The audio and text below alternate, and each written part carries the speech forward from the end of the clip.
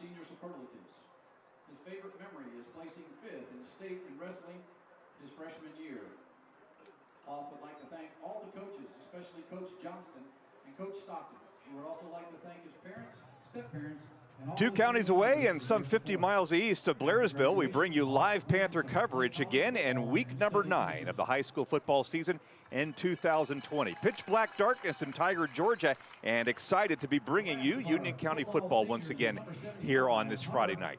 Jeff Badson, the voice of the Panthers, our sports director Chris Mathis here as well. John Moon down to our right as he brings you video coverage of tonight's football game.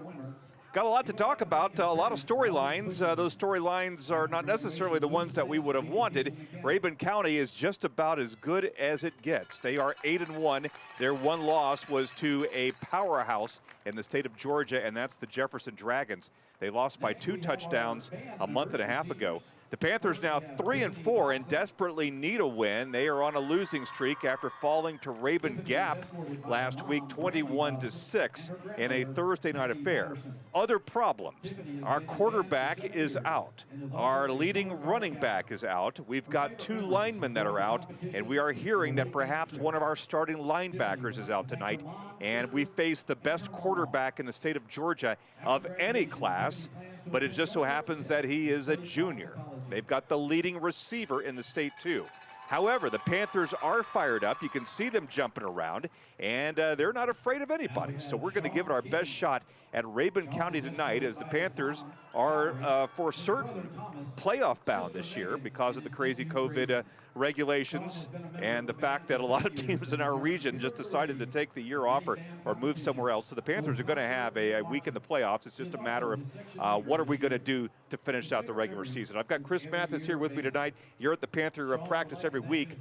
Quickly, Chris, what's the enthusiasm? What's the morale like with such a headwind in their face? Well, I got to say, the key Panther you have to watch out for tonight is the quarterback stepping up in the absence of quarterback Logan Helcher, and that's senior Caston Hemphill, and he seemed excited for the opportunity and is looking forward to tonight's matchup. Obviously not a lot of high expectations, but he's eager to get this opportunity against a very good football team.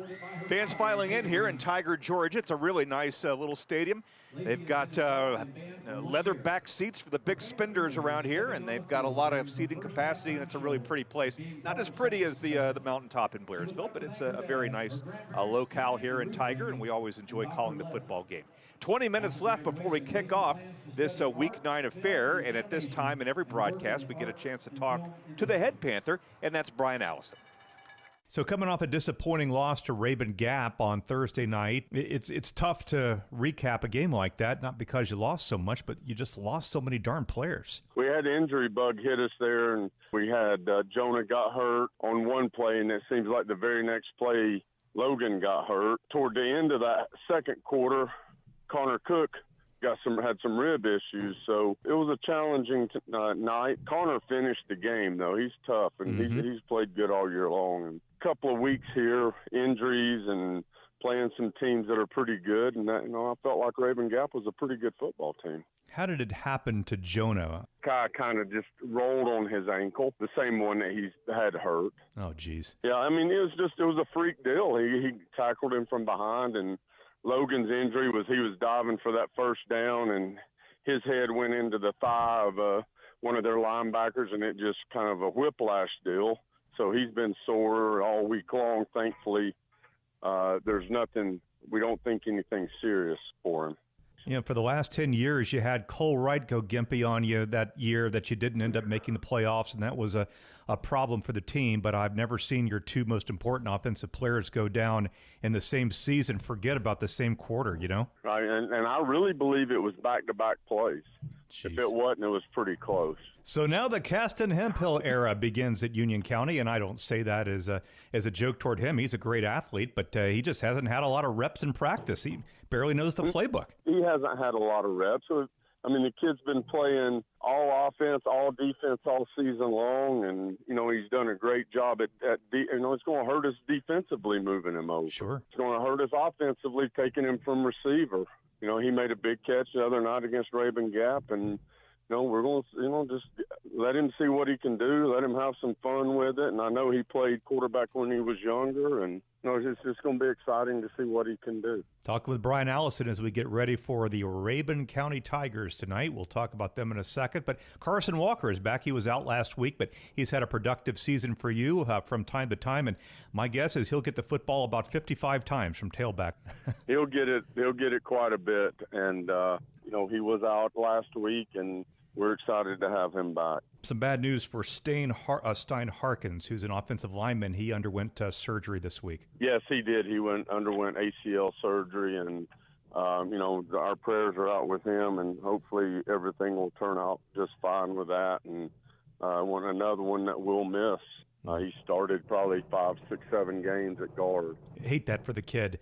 So let's talk about Rabun. We don't want to, but we will talk about Rabun tonight as we travel to Tiger, Georgia. I can remember some pretty fun games that you had out there. My memory about Union County is better than yours, I think. And we had a pretty good game a couple times ago where we were right there with them at halftime before they took it away from us in the second half. I guess your philosophy tonight, Brian, is that let's keep it close. Let's keep it close going into the third quarter, and heck, anything can happen. That's what we're going to try to do. We're going to try to slow it down just a little bit and run a little bit of clock. And, I don't think that's a secret. And we tried that. And when it was successful, I felt like against Rabun Gap. I felt like offensively until those two got hurt, we were moving the football. We had it 2 series. We kicked 2 field goals, 7-6 at halftime. We were playing really sound on defense. And then those injuries hit us, and, we're going to try to do some of the same stuff this week and, put Caston in a position with his first start of best we can to make him as successful as we can and, just see what happens. And let's congratulate Mason McCombs, who wrapped up his senior year, or home season anyway, at Union County with a couple of big field goals the other night. He looked real good in his final game in Blairsville. Yeah, it's been a struggle. Mason's been hurt all season long. And it's been a struggle just really for him to be able to kick during practice. And we made a change, and we're snapping the ball a little bit better. And it's just taking a lot longer because of some injuries that he's had, and he's starting to get more consistent. And he did a great job last week of keeping us in the ball game and scoring the 3 points when we needed to have it 2 different times. And it was a difference in the game and making it close going in at half. Well, he's a great kid. Congratulations to him, and go get yourself a win tonight, Brian. Thanks, Jeff.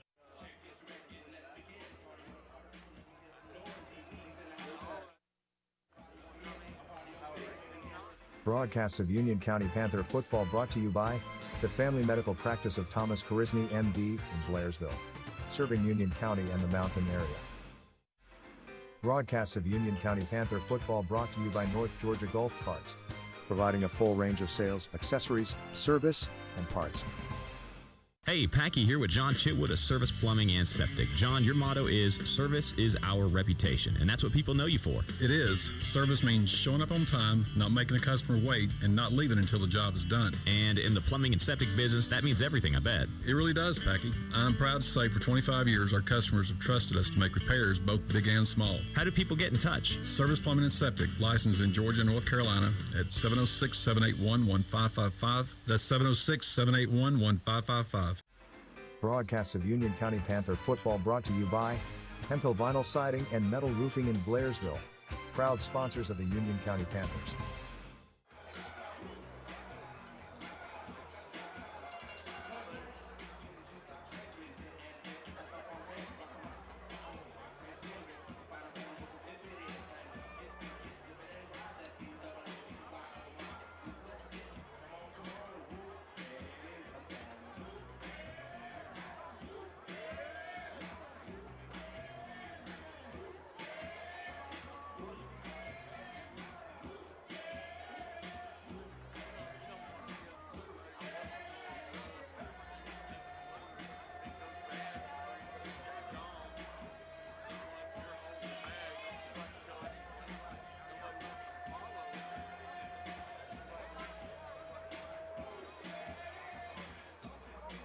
Broadcasts of Union County Panther football brought to you by Leon's Floors, located in Blairsville, offering sales and installation of carpet, vinyl, hardwood, and tile flooring.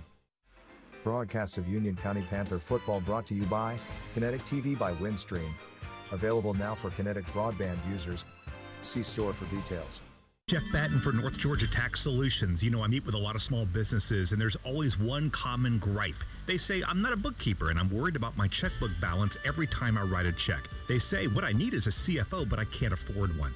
With North Georgia Tax Solutions, now you can. Debbie and her staff in Blairsville help small business owners concentrate on the product, not the checkbook. Does this sound like your problem? Get a CFO when you call North Georgia Tax Solutions in Blairsville, 706-745-3856. Broadcasts of Union County Panther football brought to you by the Family Medical Practice of Thomas Charisny, MD, in Blairsville, serving Union County and the mountain area.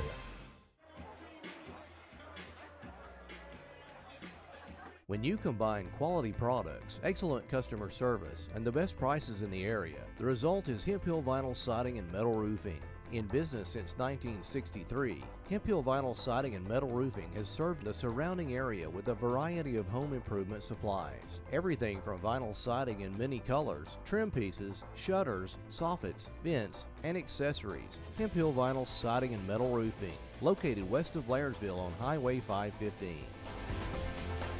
Locally owned since 1980, Leon's Flooring is your full-service flooring store with the largest showroom in the area, guaranteed to save you money with over 50 years of total sales experience. The folks at Leon's Flooring are experts in ceramic tile, carpet, hardwoods, and vinyl, located at 568 Murphy Highway in Blairsville, next to the Mexican restaurant and across from Mike's Seafood. Leon's Flooring, call them today at 706-745-9433. Oh, and by the way, say hello to Diesel while you're there.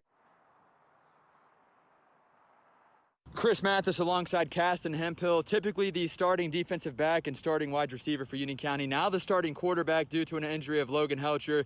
Caston, before we move along into this week's matchup, retract a little bit back to last week's game on a Thursday night in which you guys lost 21-6 against Raven Gap. We came out the first half, and our goal was to play it one half at a time because obviously we've been struggling getting things rolling on offense this year. And we had two great drives. We got inside the 50, and we weren't able to finish them off, but Mason was able to get us 3 on each of those drives. And we went to halftime 7-6, and we felt pretty confident about where we were. But obviously, we lost our starting running back, Jonah, who's a huge playmaker on offense, as well as Logan, our quarterback. I mean, we took huge losses in the first half, and it didn't set us up for the best situation in the second half. But I thought we played the best we could for what we had. And obviously, I had to come in at quarterback, and I hadn't had reps since like the second week this year. Carson was out for some reason, and Caleb, he hadn't had many reps this week because he wasn't planning on having to play running back any this week. So, I mean, a lot of guys who hadn't had reps in certain positions having to fill in spots, and I thought we did good considering the circumstances. Talk about that situation in which you go from starting DB, starting receiver to, hey, Caston, we need you in at quarterback. Well, obviously, it was a bit of a shock.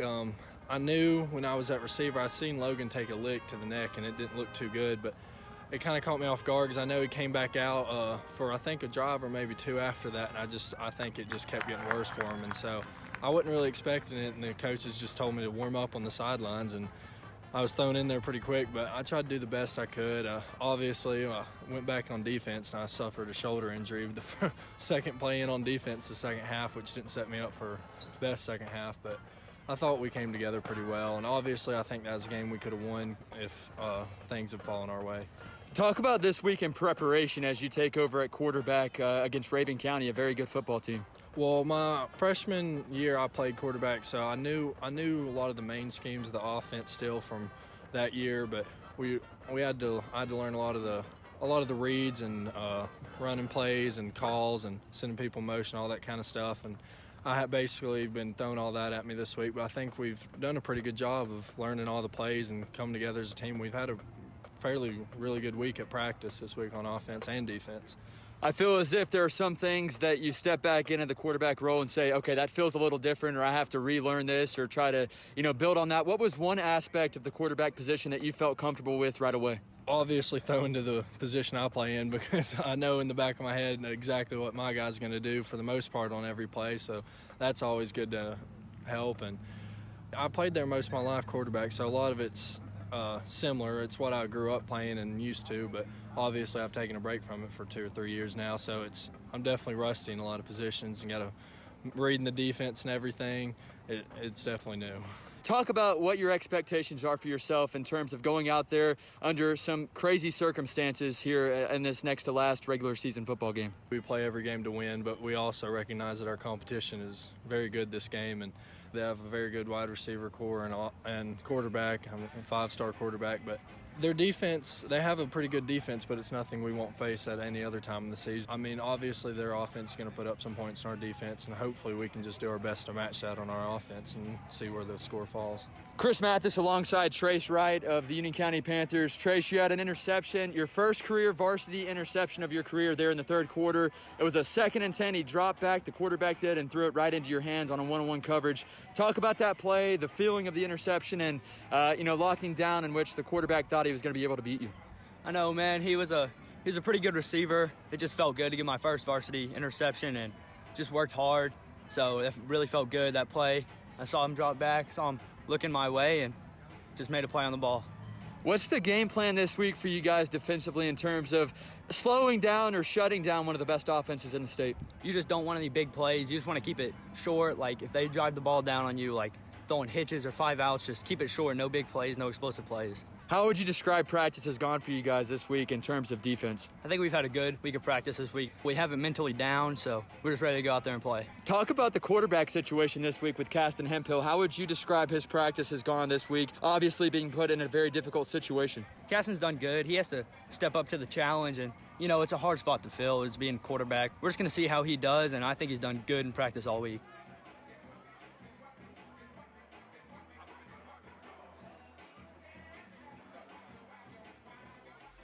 Broadcasts of Union County Panther football brought to you by Hemphill Vinyl Siding and Metal Roofing in Blairsville, proud sponsors of the Union County Panthers.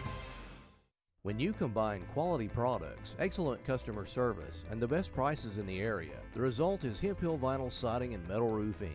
In business since 1963, Hemphill Vinyl Siding and Metal Roofing has served the surrounding area with a variety of home improvement supplies. Everything from vinyl siding in many colors, trim pieces, shutters, soffits, vents, and accessories. Hemphill Vinyl Siding and Metal Roofing, located west of Blairsville on Highway 515. Broadcasts of Union County Panther football brought to you by Leon's Floors, located in Blairsville, offering sales and installation of carpet, vinyl, hardwood, and tile flooring.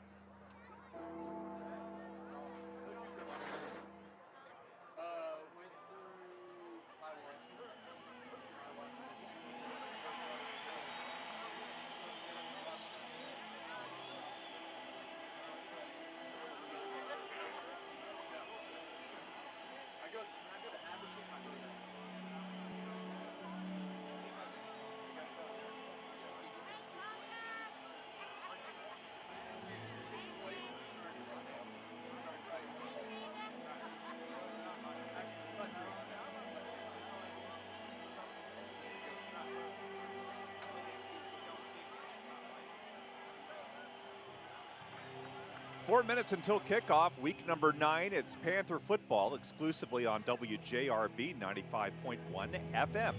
I'm Jeff Batten, my eighth year of calling these football games. Chris Mathis, who has been our sports director now going on 2 or 3 years. He's with us tonight. John Moon for Ridgeline Television on Windstream 99 and also RidgelineTV.net. He is streaming this ball game through the video. You could go to YouTube and check out Ridgeline Special Events. That used to be the search descriptor when we started this back early in the season, and he's not yelling at me or pointing his finger ugly at me, so I think that must be still correct. Garland Johnson back at the Shack in Young Harris, and bringing the broadcast in tonight and handling all the commercial responsibilities. Well, Chris, after all that, we've got a football game to play, and we're doing it with a backup quarterback, a backup running back, and a lot of linemen that will be seeing significant action more than they have throughout the season.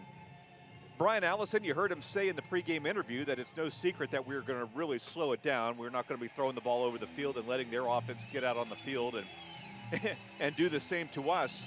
That means Carson Walker, I suppose, is going to get the football a whole bunch. What's the best case scenario, realistically, given what we're up against? I think clearly you want to keep it within 3 touchdowns at halftime. That would be great. That would be a great win. But I think they just have to do simple things great. Have to play smart, high IQ football. Take care of the ball. You talk about special teams, no fumbles on kickoffs. Kick it through the upright. Don't give them a chance to even return a kickoff when Mason has a chance to kick the ball away. So I think you just have to play smart, as you said, run out the clock, and keep that defense off the field. Union County has a very good defense, but it hasn't shown this year due to the lack of offense that we've seen throughout the first 7 games of the year. Lots being asked of Caston Hemphill tonight. Caston played a little football back in his rec days, but just watching him play last week and watching him throw in practice, it's not a natural throwing motion, although he did throw some good balls here in practice. We're going to need to catch everything that hits our fingers, number one. Number two, we can't turn the ball over. I feel like we've got to chew up 3, 4, 5, 6 minutes of clock every time we get the ball.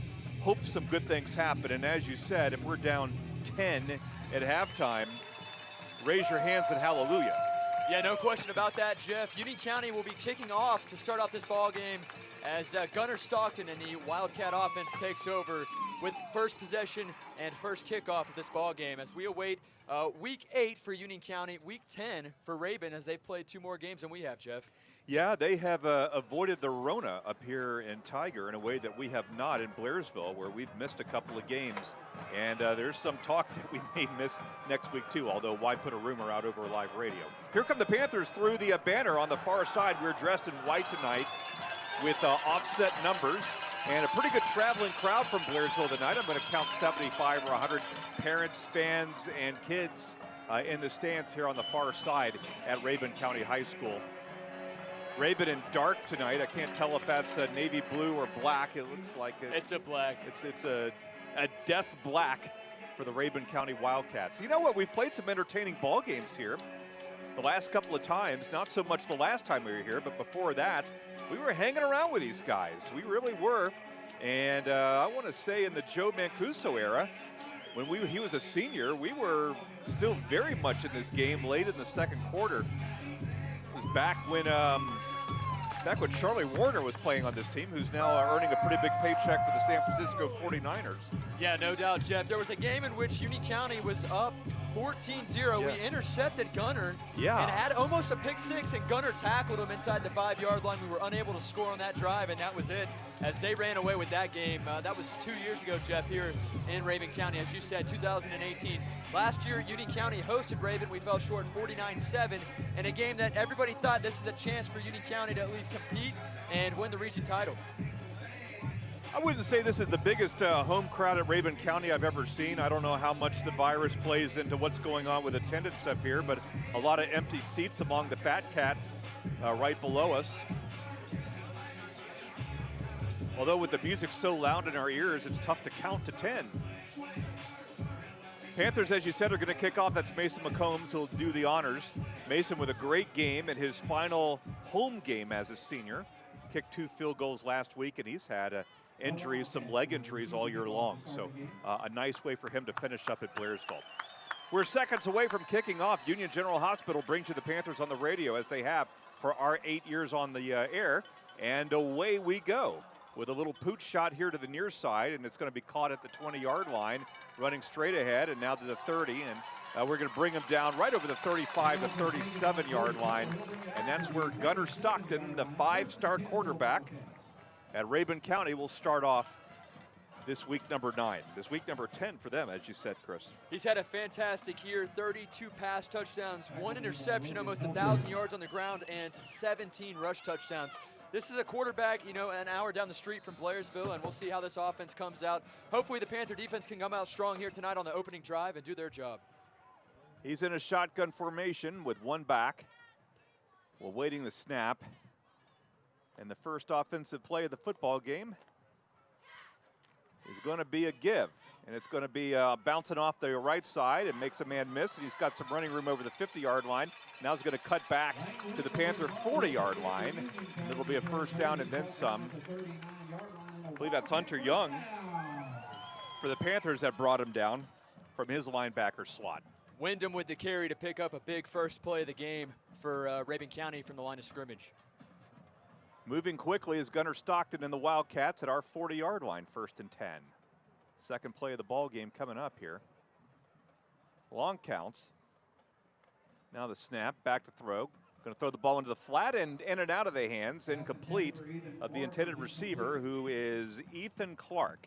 They've got a lot of studs playing wide receiver tonight, and it's almost not fair in that their best wide receiver is a transfer from Riverside Military.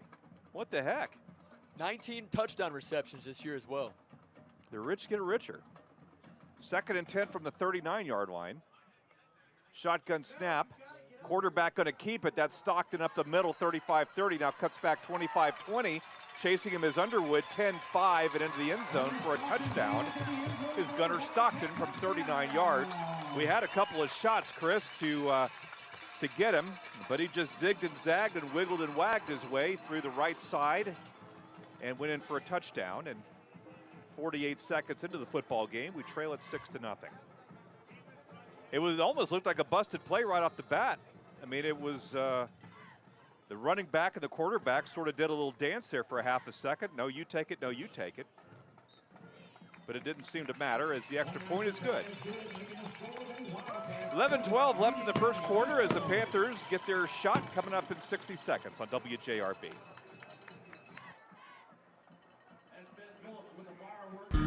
If you've got a nagging sports injury, then Union General Orthopedics and Sports Medicine is ready to get you back on the field. Dr. Jacob Sturton, Dr. Ronald McBeth, and physician assistants Brian Haas and David Zollinger are currently accepting new patients at their office. They can help with everything from a sports injury to knee or shoulder pain. If you want to get back to living and being active, call Union General Orthopedics and Sports Medicine at 706-439-6858. You asked for it. Dr. William Frazier at Sentinel Plastic Surgery in Blairsville will again be offering non-invasive, comfortable treatments that target brown spots and tiny red veins.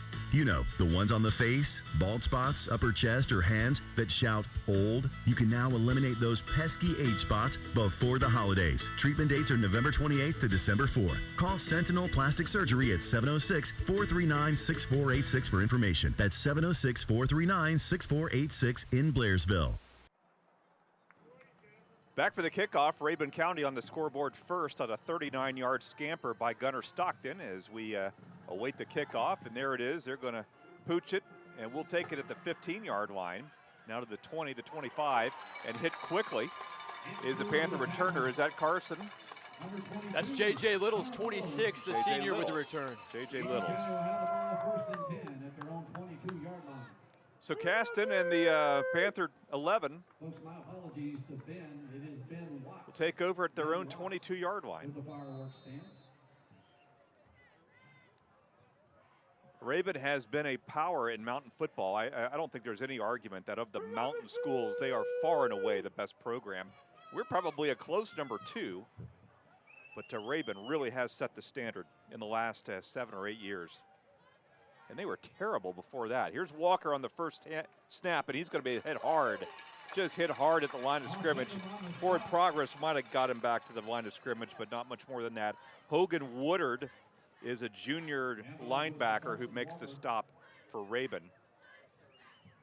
Inside zone handoff there to Walker, who missed last week, making his first start back. With Jonah Daniel being out, he's going to have a big game tonight and at least play clean football for Union County. We anticipate that Brian is going to run the ball a bunch tonight, just trying to keep Rabun's offense off the field. And if we can do that, give ourselves a shot. Here's second down, and Walker again. He's got a block around the near side. He's got some yardage, 25.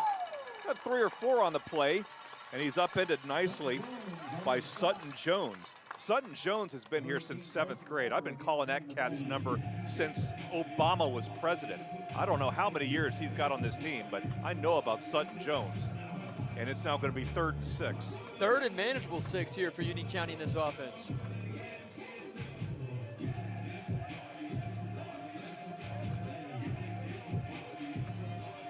Carson had a little head of steam, and he had a block around the right side, but this Sutton Jones was able to break through kamikaze style and make a very nice form tackle. So 3rd and 6 as we've got to get to the 32. Shotgun snap. Caston's going to keep it, and he's got first down yardage at the 32, put his helmet down, 35, 36, 37. Well, all right, as Caston puts his right arm out and looks at the Ravens sideline and says first down. Give me 11. I like it, that's right. Give me 11. So a nicely executed play and a well-called play by the Panthers. Ball now sits at the 37-yard line, 1st and 10. He's got a long sort of throw. I mean, he's already a tall kid with long arms. It's not a real compact, quick release kind of throw. But he was hitting the guys in warm-ups. It looked like he was confident out there. 1st and 10 now, and he's going to throw the first ball of the game. It's going to be caught right over the 43-yard line. Forward progress might get him to 44, Chris. And a nice pickup for the Panthers. Mason McCombs with the reception. Little Mason going up in the traffic with the big boys and coming down with it. And they will give him the 44-yard line, Chris. 7 yards on the play, bring up 2nd and 3. Love that we've already ran down a good minute and some change, minute 45 here on this drive. Hey, at this point, we're looking like a championship caliber team. I don't care about the clock. Let's stick it in the end zone. 2nd and 3. Shotgun snap. Give it to Carson up the middle. He's trying to bang to the 50-yard line. That's tough sledding up the middle. Ravens got some big kids right in the thick of it. And he'll be short of the first down by a couple of yards. And it'll be about 3rd and 1.5. First down marker at our own 47-yard line. This is the closest that I've seen the Panthers come to a huddle in the 8 years I've been doing this. But we're just running that clock. Social Circle, Garland tells me, up 7-0 on Towns County. Got to get the Indians back in that game. They may have a shot at making the playoffs. We'll talk about that throughout the night. 3rd and 3, not going to give the ball to Walker again. He's got to get over the 50. Oh, my goodness gracious. He trips, I think, over his own feet, but I believe he's going to have enough for the first down. Let's see. They're not moving. Yeah, they're going to move the chains down the field. Yeah, they're going to give him the first down without measuring. Carson had a little daylight around the left side, and the kid must have just swiped the bottom of his feet and sent him tripped up a little bit. But he had another 5 or 10 if he could have stayed up. Yeah, nonetheless, it's a first down. Brody Gerard there to dive for a shoestring tackle and trip up Carson. So getting close to the 50-yard line is Union County. First down, going to throw the ball. Caston caught at the 50-yard line. Let's give him 2, 3, 4 more yards up near their 45-yard line. And is that Chitwood? It sure is Caton Chitwood. They're kind of hiding out in the flat right over the middle. Little quick hitter. And Caston 2 for 2. Halfway through the first quarter, Jeff, trailing by 7, looking good here on this first offensive drive. We really are. And the Panthers taking every bit of every second that they've got between snaps wisely as we get close to halfway through the first quarter. We trail at 7-0 if you're just tuning in. Now shotgun snap, give it to Walker again, and he's hit hard after maybe a yard or two. There's a big guy named Hoff Wyndham. Hoff Wyndham is a senior linebacker for Rabun. Give him the 45, 46-yard line of Rabun. And we've got a third down conversion opportunity coming up once again. 3rd and 3 for Union County. 2 for 2 offensively in third down situations here early in this first quarter for Union County in that offense.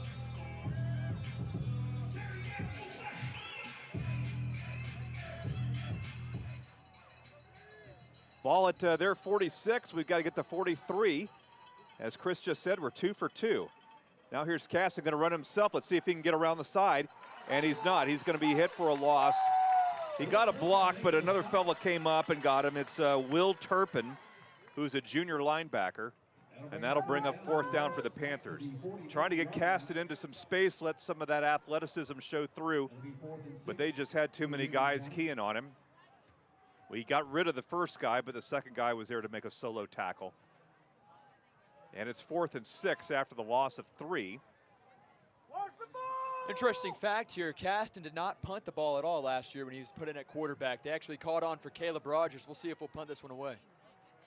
Caston back there standing at his own 44-yard line, and he will punt it, and it's a line drive, goes right over the returner's head and bounces at the 10, the 5, and goes into the end zone. It'll be a touchback, and Rabun County will have their second offensive opportunity of the night. So we saw some good things there from Union County, Chris. A couple of first downs. We moved the ball into their territory, and that's not nothing. Yeah, we chewed off about 6.5 minutes of clock as well, and talk about, a beat-up offense, and they actually looked respectable there and moved the ball down the field pretty well. And Rabun County has the ball at their own 20, so not bad field position for the Panther defense. And I think most importantly, we had a break for the defense. And we need a break because Caston, I guess, is going to be playing 60 minutes. And that's going to be a tough ask of him. Here's Gunnar Stockton and Rabun County again, 1st and 10 at their own 20-yard line. They lead it 7-0 here later in the first quarter. Now they're going to give the ball, and we'll hit him for, after about 3 or 4 yards. Good stick right there by one of the Helton boys. It's going to be Aaron Helton, our outstanding senior leader at linebacker, who's able to knock him down after 2 or 3 yards. Maybe more like 4, 2nd and 6.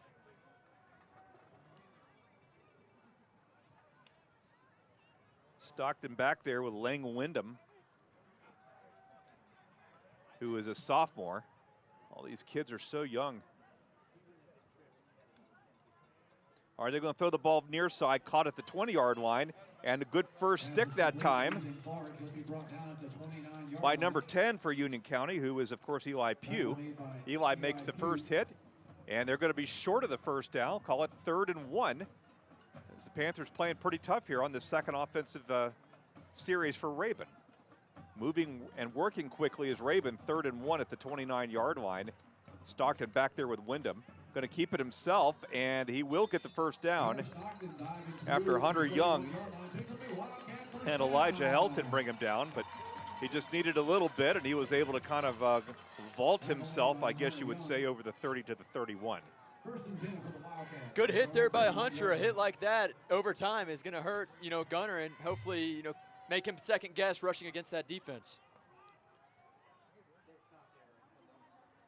Ball at the 31, 1st and 10 for Rabun. Now back to pass is Stockton. Got a lot of time. Going to throw the ball over the middle, and it's incomplete, rather, as it's in and out of the hands of number 7, Lang Wyndham, their running back. There in coverage was Hunter Young in case Wyndham caught it. Well, they've dropped a couple so far. Maybe their focus and concentration isn't what it was against Jefferson. Gunner These guys are 2. coming off a 71 nothing win over Banks, and then they beat Elbert just about that bad last week. 2nd and 10, now back to pass, and Stockton going to throw the ball long, and it's going to be caught on the far side of the field. A fine throw across the field to the 41-yard line. Threw the ball much further east-west and north-south, but it's enough for a first down. Gunner just showing off that arm right there. Even under pressure, Jeff, Noah Underwood there to try to, force him out of the pocket. 2nd and 10, going to pitch it this way with Wyndham up to the 40-yard line. Now he stutters back, and we're going to hit him at the 50-yard line, and the first guy there was Clayton Lester. There was some thought that Clayton wasn't going to play tonight, that he would be on the injured list as well, but I see 25 out there, and he makes a tackle. And they got 9, Rabun County, to make it 2nd and 1 as we hit the 2.5-minute left in the first quarter. Rabun trying to extend their lead to 14-0. Ball right at the 50-yard line, right in front of us. Stockton now back with Brody Jared. Now there's a fumble on the play and a flag as well, and Union thinks they've got it. And who does have it? Union. Union does have the ball. Now we'll see what the flag is all about. That's Connor Cook coming up with a loose ball, Jeff. Connor Cook is supposed to be in a hospital someplace. 2 hurt ribs, as you heard in the pregame interview. So there's a flag on the play after we pick up a fumble. Union County defense running off the field. Hopefully they're correct in their assessment. And they're going to wave off the flag, so Union County picking up the fumble, and it's 1st and 10 for Caston and the offense at midfield. All right. That's huge, Jeff. That really is is huge. That's terrific.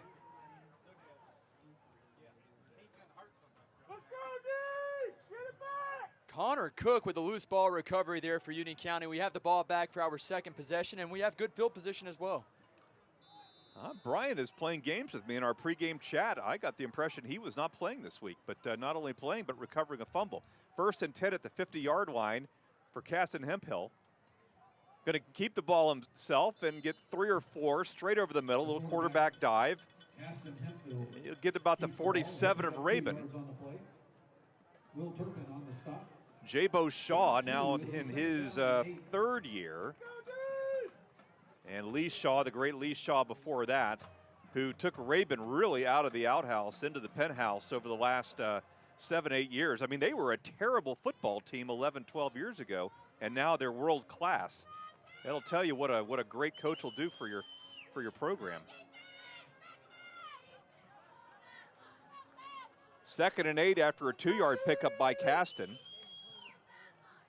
Oh, and there's a fall on the ground. Oh, goodness gracious. Caston took his eyes off that one. It was a fairly decent snap from center. Can't blame that on the center. As Caston just took his eyes off it, we're going to lose a little yardage there and bring up 3rd and 15 for Union. And that hurts. That hurts after a great defensive play, and then you're going to have that happen for Union County. 3rd and 15.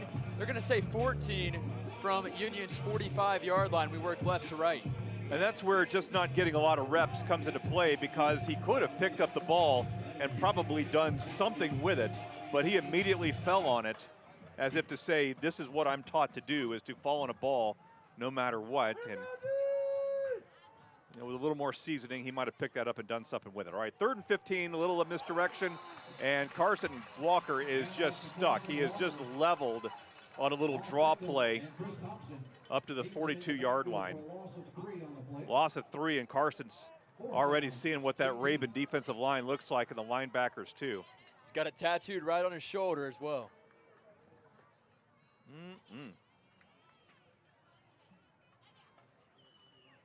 I think Union's going to let this clock run out.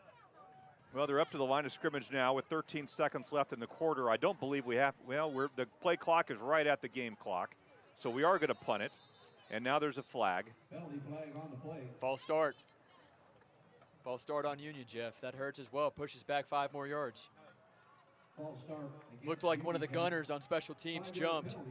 Still 4th down. So they'll mark it back to the 37, where it's 4th and 18. Connor Cook making the play of the game so far for Union with a fumble recovery on the last defensive sequence. And now they're going to punt it, and it's straight up in the air. A lot of hang time, ton of hang time.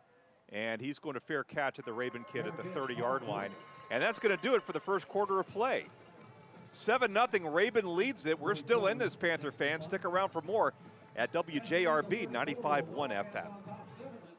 Broadcasts of Union County Panther football brought to you by Kinetic TV by Windstream. Available now for Kinetic broadband users. See store for details. Broadcasts of Union County Panther football brought to you by Bitter Creek Market and Deli. Providing the best quality of meats in the area. Located between Young Harris and Blairsville. Young Harris Water Sports is now offering Hurricane deck boats, Godfrey pontoons, and Sea-Doo PWCs, along with Chaparral, Rapallo, Skeeter bass boats, Yamaha wave runners, slow pontoons, Bayliner, and Heyday wake surf boats. The area's largest watercraft selection means there's no reason to leave the mountains. All 2020 inventory is on sale with new 2021 models arriving daily. Young Harris Water Sports, 3676 Highway 76 in Young Harris, or 1674 Appalachian Highway in Blue Ridge, or online at yhwatersports.com. Broadcasts of Union County Panther football brought to you by the Family Medical Practice of Thomas Charisny, MD, in Blairsville, serving Union County and the mountain area. Back for more Panther fans as we flip the field, and it's Rabun going left to right. They've got the football for the third time tonight. They lead at 7-0, and we're going to hit Stockton behind the line of scrimmage for a 2 or 3 yard loss as we bring you into the second quarter. Chris, if you got your eyes trained on that one. Aaron Helton in on the play. I believe Noah Underwood was one of the first guys off the line. Great defensive play. Gunner tried to get away and then was hit again. A nice hit there by the Panther defensive end.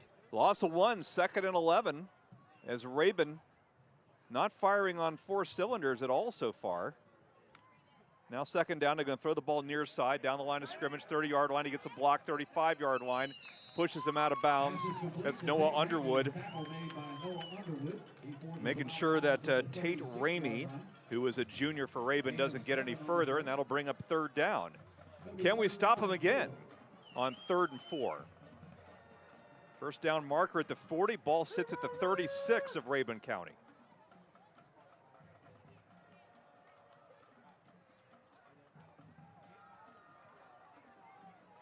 Clock stopped on the out of bounds. And now let's see what Rabun has got. They probably have more than one option here. All right, he's going to run it himself. It's Stockton is up to the line of scrimmage and more. 40-45, puts his head down, not quite to the 50-yard line. They're running tough right there, and Clayton Lester felt what a stocky quarterback can do. Wilson Walker also in on the play as Rabun picks up another first down there at their own 47-yard line. Give it to the back again, and we hit him pretty good right at the 50-yard line. He might have got a couple. Lang Wyndham is one of the running backs for Rabun County.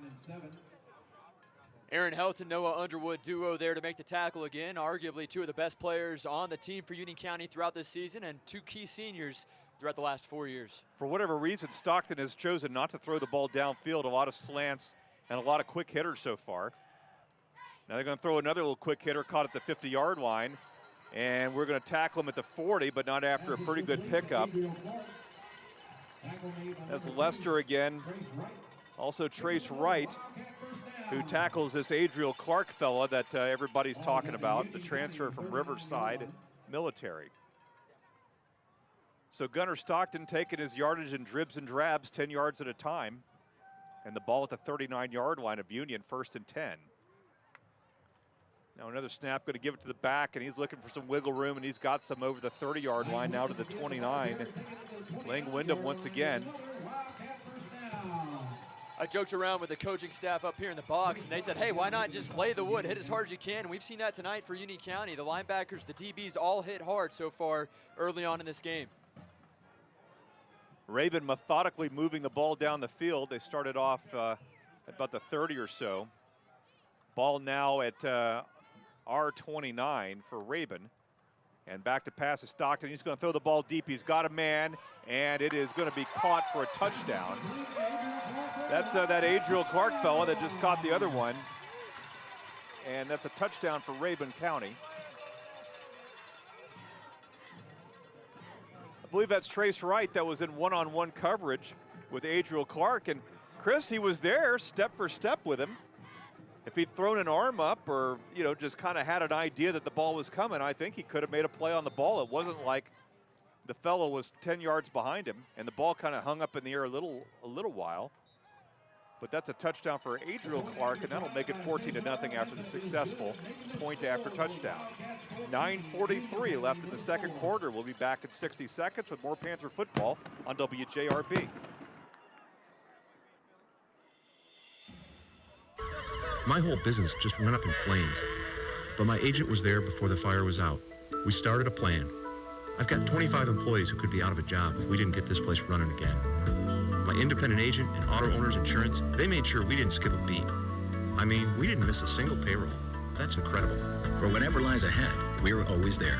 Now you can find more insurance in Blairsville on Highway 515 across the street from the Home Depot. Call 706-745-2139 for a fast and accurate quote. For years, your source for sales, parts, accessories, and service for golf carts has been North Georgia Golf Carts. Now they're at a new, more convenient location. Owner Rick Goddard and staff are there to assist you with all your golf cart needs. They sell and service all types of golf carts, from E-Z-Go to Club Car to Yamaha. And they provide pickup and delivery for any service work. That's North Georgia Golf Carts, now located east of Young Harris near the intersection of U.S. Highway 76 and State Highway 17 North. Panthers trail it by 2 touchdowns as we get another kickoff coming our way. It's a short one, and it looks like Carson's going to take it to the 15-yard line and got a little running room and up over the 35-yard line. Pretty good burst of speed up the middle there, and once again, somebody just gets him by the shoelaces, or he's got another 5 or 10. But a very nice return nonetheless for number 18. Back to that Rabun County touchdown for Adriel Clark. Just saw the replay on Ridgeline TV, and Trace was there step for step, as you mentioned, but 9 out of 10 quarterbacks did not make that throw with so much loft and hang time on it, and I think that's just something that they'll have to adjust to.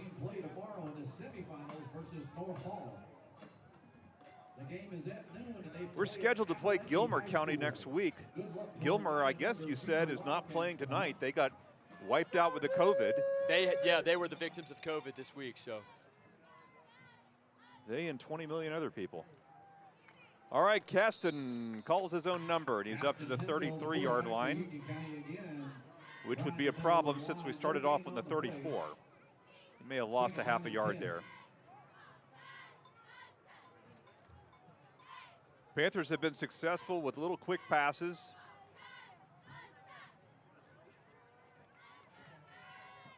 Not have really had the occasion to throw the ball downfield yet. They were very successful at moving the chains.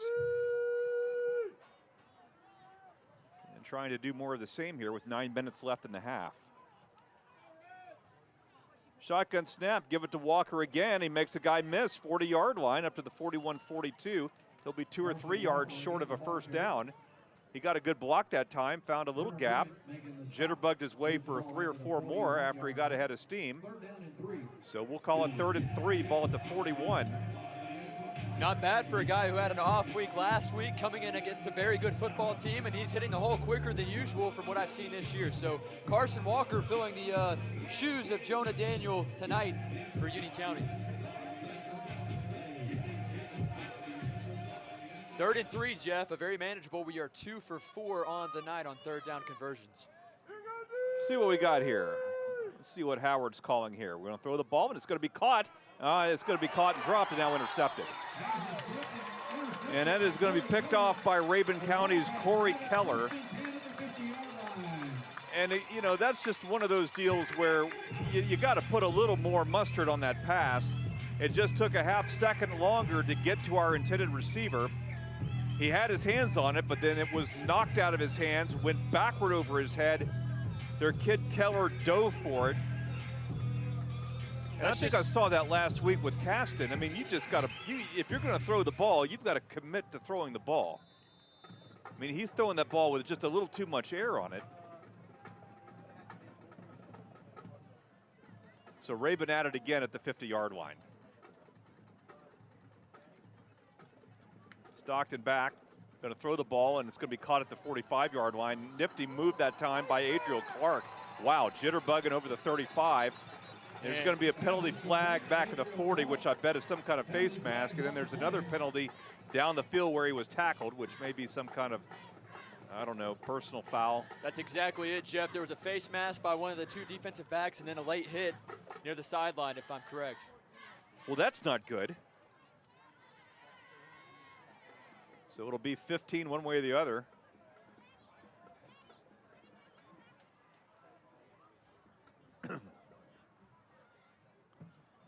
Personal foul, face mask. Against Union County. That's a 15-yard penalty.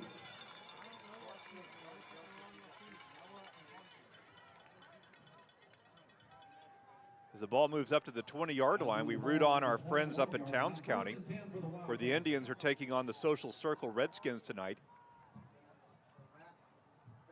which is a winnable football game. But back here, it's Gunnar Stockton and Rabun County at the 21-yard line. He's going to throw the ball. He's going to fake it. Now he's going to roll back the other way. He's going to tuck it.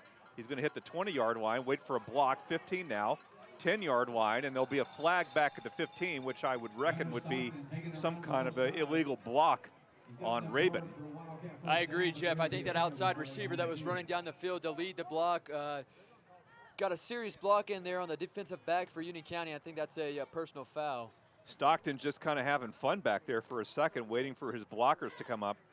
Once he gets into space, I mean, he's a thick kid. I mean, are you seeing him? He's got the guns and the whole thing. I mean, for a guy, you think of a quarterback in this Peyton Manning sort of style, but he's more of a thick kid. Personal foul, blindside block against the Wildcats. People old enough to remember Billy Kilmer. That's who he looks like. He's just a squatty guy. He lowered his shoulders there on that run too, Jeff. Not scared of any contact shown by Union County tonight.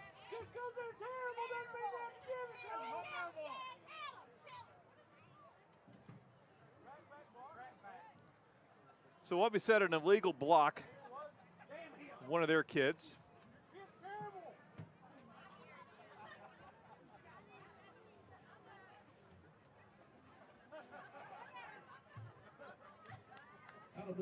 Almost could read off the GHSA statement again here with the stands here in Rabun County.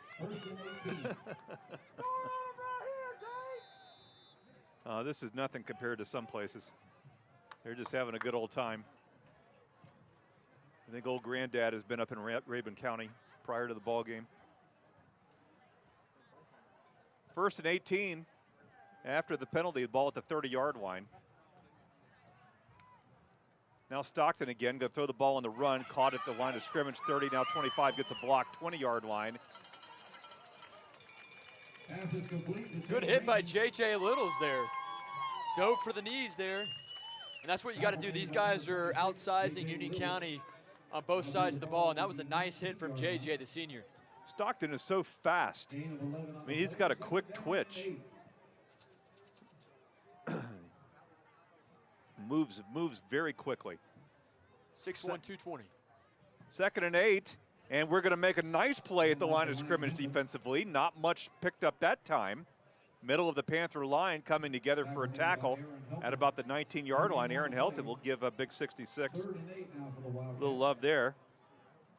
As we're now halfway through the second quarter, trailing at 14-0 and playing admirably are your Union County Panthers. But Rabun, unfortunately, on the doorstep once again, up 14-0.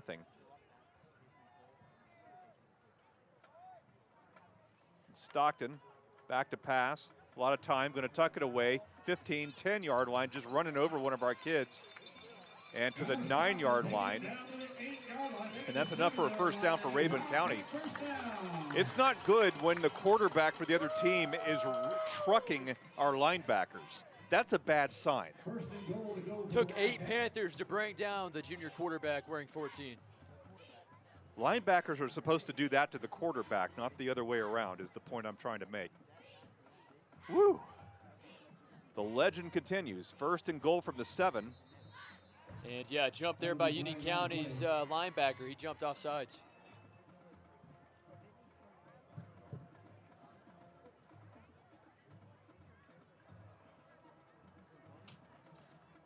Got an offsides, as you said, on us. It's a play typically you do not see from Noah Underwood there, but guilty of that one. Those kids are just trying to make plays. They're trying to anticipate and get any kind of advantage that they can. Ball now at the 4-yard line, half the distance. Stockton with a guy next to him, that's Wyndham. Now he stops for a moment, looks over at the Rabun sideline. Makes dinner plans with Lang Wyndham. And now we're going to do a reverse and heading for the end zone. And a touchdown is Adriel Clark. Ran a little reverse that time, did Rabun County, and it's 20-0. The Panthers fighting hard and making plays in the middle, but that's just one that came out of the Rabun County playbook that we had no defense for.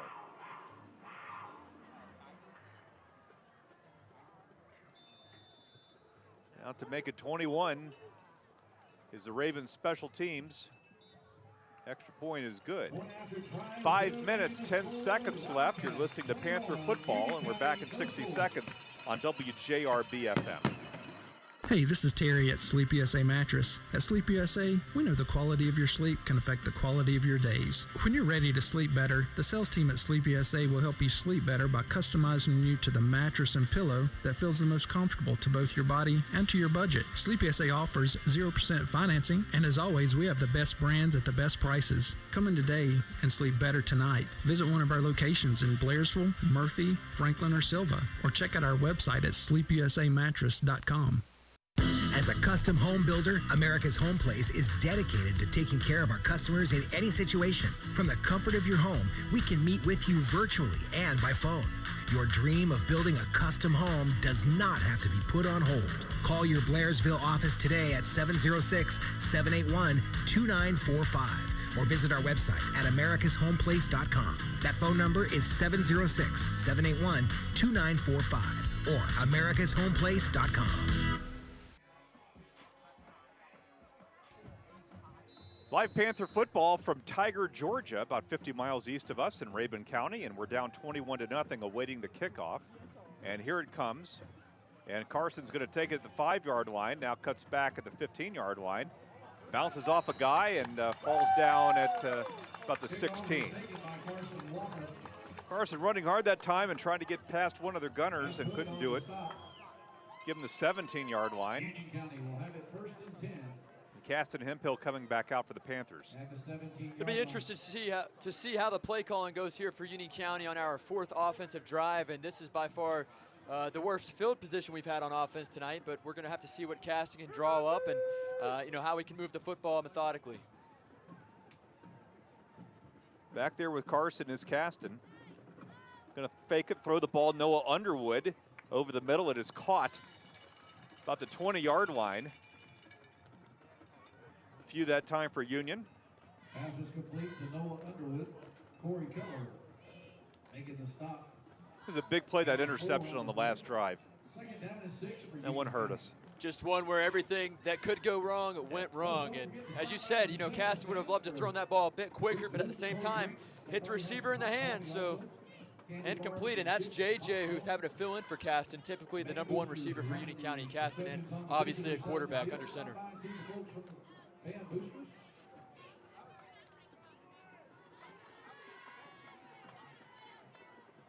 Second down, going to throw the ball, and it's going to be knocked down incomplete.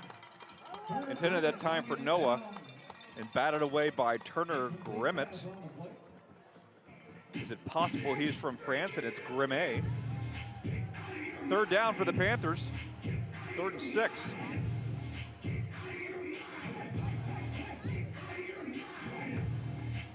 One from John Moon's playlist here on 3rd down.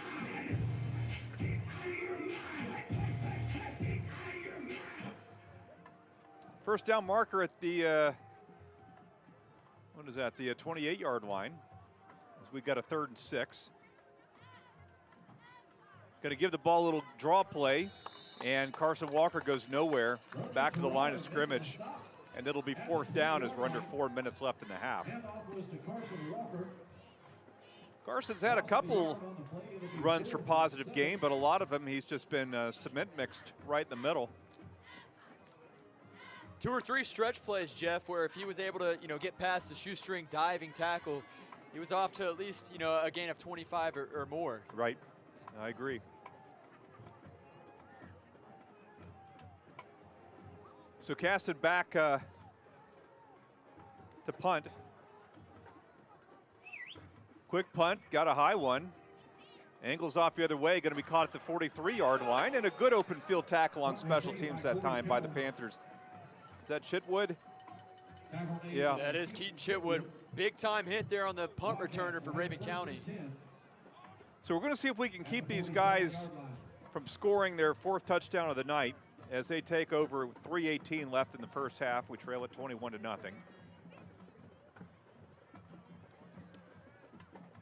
I'd like to tell you that this is some kind of upset or a strange occurrence, but this is pretty well, what we thought might happen tonight. We hoped it wouldn't. But we are missing our starting running back, our starting quarterback, and that's a lot to ask. So here's Stockton again. He's going to throw the ball on the run, caught at the 45-yard line, now the 50, cuts back and still on his feet, being hit around by Clayton Lester, but not before a first down is picked up by Rabun. Jeff, they love to work the near sideline. That's the 5th or 6th pass that they've completed to the receiver here on the near sideline, and they try to set up a pull block from the offensive line and the tight end on the inside, and it's worked tonight. 9 that time for Rabun, 2nd and 1. They're on our side of the 50 at the 44. Snap, give, first down. Wyndham up over the 35 to the 32, dragging Panthers with him near the 30-yard line. William Walker there. Noah Underwood, of course, in the middle of everything for Union County. As Rabun doing a little tempo here on offense.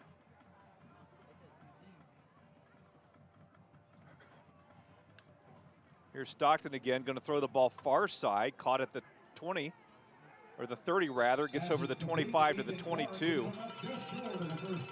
And another first down for them. Play made on the far side by Eli Pugh. Ball now at the 22. Didn't quite get enough for the first down, 2nd down and 1. Stockton has this thing where he'll, looks like he's going to run, and then he kind of throws on the run down the line of scrimmage. He's been successful with that. Looks like he's going to do the same thing, but he's going to keep it himself, and he's going to run, and still running at the 15. He's got a block at 10-5, and he's going to go in for a touchdown. Gunnar Stockton has scored on a 22-yard touchdown, and it's 27-0 Rabun County.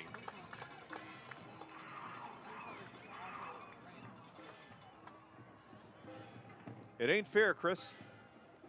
Just isn't. I mean, he was able to follow the blocks, and the defense there tried to, take some bad angles at tackles. And when you have a D1 commit like Gunnar Stockton, he's going to work around that.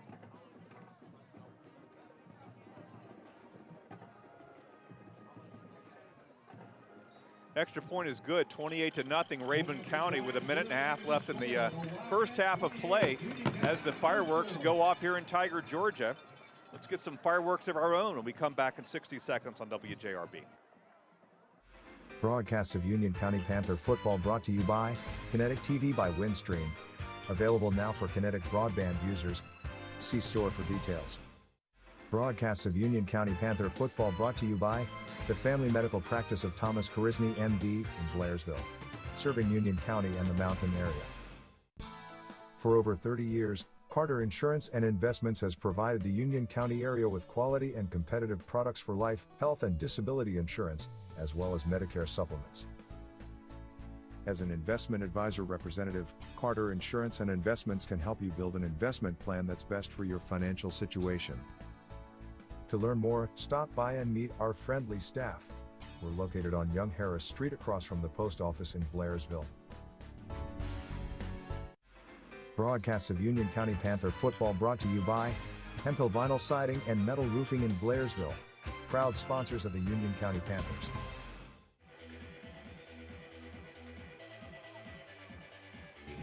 Jeff Batten, Chris Mathis, John Moon, and Garland Johnson bringing you Union County football tonight. It's week 10 for them. It's week 8 for us. And Rabun leads at 28-0 as they hit a little, they punch one right up the middle on the kickoff, and we'll make a sliding grab at the 25-yard line. That's Blake Davis there with the special teams play and effort for Union County. Smart play there. It was a dribbling squib kick, and Blake able to fall on it and set the Panther offense up with good field position. Really comfortable night here in Rabun. I associate this place with being bone cold in November, but it's not quite so bad here in the press box tonight. It's been warm. It's going to start getting colder next week, I think. Ball at the 34, 1st and 10 for Union. And here's Hemphill with a give up the middle to Carson. Offensive line pushing him forward a couple of yards. Those guys are still fighting. How about Aaron Helton pulling him forward for an additional gain of 2? Yeah, that's what I'm saying. Are they marking off a penalty against us? I didn't see a flag. Referee's got the ball in his hands, looking like he's heading back the wrong way. Yeah, there's a flag at the 31, Jeff, here on the near sideline. We may have jumped. Now we got an illegal motion. I guess one of our wide receivers was not set.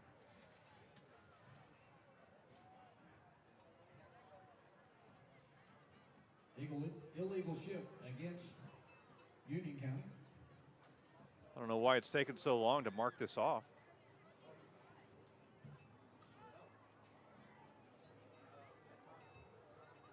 Gunnar Stockton has been the guy. When you're born and your name is Gunnar, is that like Chipper, like it's kind of a sort of an affectation, sort of a nickname, or is he Swedish where it's Gunnar, G-U-N-N-A-R? I mean, what's the genesis of this name, Chris? Do you know? That is a great question. I'm sure we'll find out here in a few years on SEC Network. I mean, that's just the truth. So commit to South Carolina. I mean, did Daddy Stockton just know he was going to be a baller and decided to give him a cool name like Gunnar? Is that how that happened? Somebody knows. All right, here's 1st down after the penalty. And we've got a little sweep going on here to the near side, but they're going to wrap up Carlson. Ooh, and as he's trying to wiggle away from one guy, another guy comes over and smashes him in the mouth. That's one of those where you kind of just want to go down just to protect the football, and hopefully Carson is able to recognize that on this next handoff. Protect the football and protect your internal organs. We have a timeout taken by Rabun County. Wow, okay. Laying it on, Rabun County with the timeout. This would be the time where we would promote the Georgia Bulldogs on WJUL tomorrow, but that isn't going to happen because of some COVID going on at the University of Missouri. So no football game tomorrow.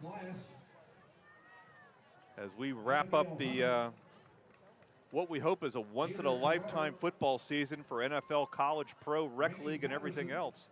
I just want to make sure they play basketball, you know?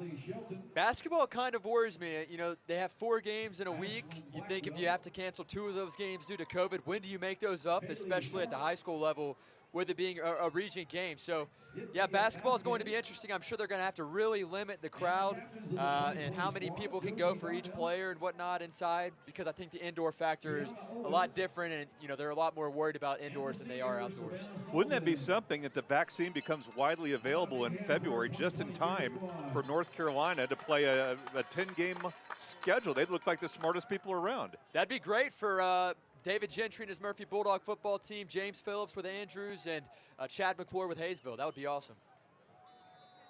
Football doesn't stop here in 2020 and 2021. It just keeps going. Little draw play back to Carson Walker, and over the 35 to the 37-yard line is Carson, running tough for Union. Carson so quick there that 2 Wildcats ran into each other. Chris, this will make your heart happy. Towns County has knotted up the score with Social Circle. It's now 7-all. Now, what's the story there? How do we make the playoffs at Towns County? If Towns County wins tonight against Social Circle, they're guaranteed a playoff spot. If they lose tonight and win next week, there's a chance that they make the playoffs, but it's not for certain. So who do they finish up with? Do you know next week?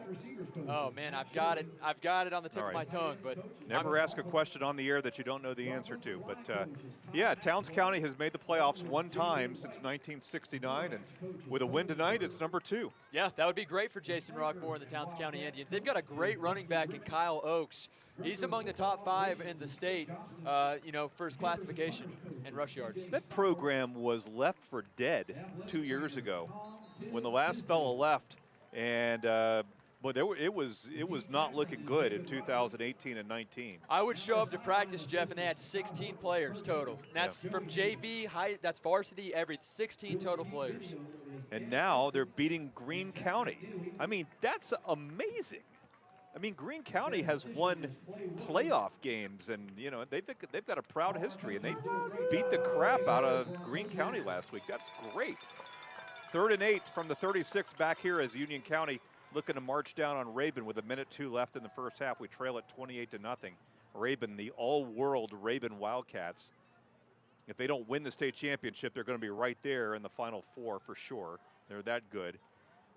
And now here's Caston rolling out. He's got a guy chasing him. He throws the ball as he's being hit, and it is going to be, did he catch it? He caught it out of bounds, Jeff. Caught the ball out of bounds. So they're going to call it incomplete, and it'll bring up 4th down. That'll bring up 4th down. I like these lit down markers.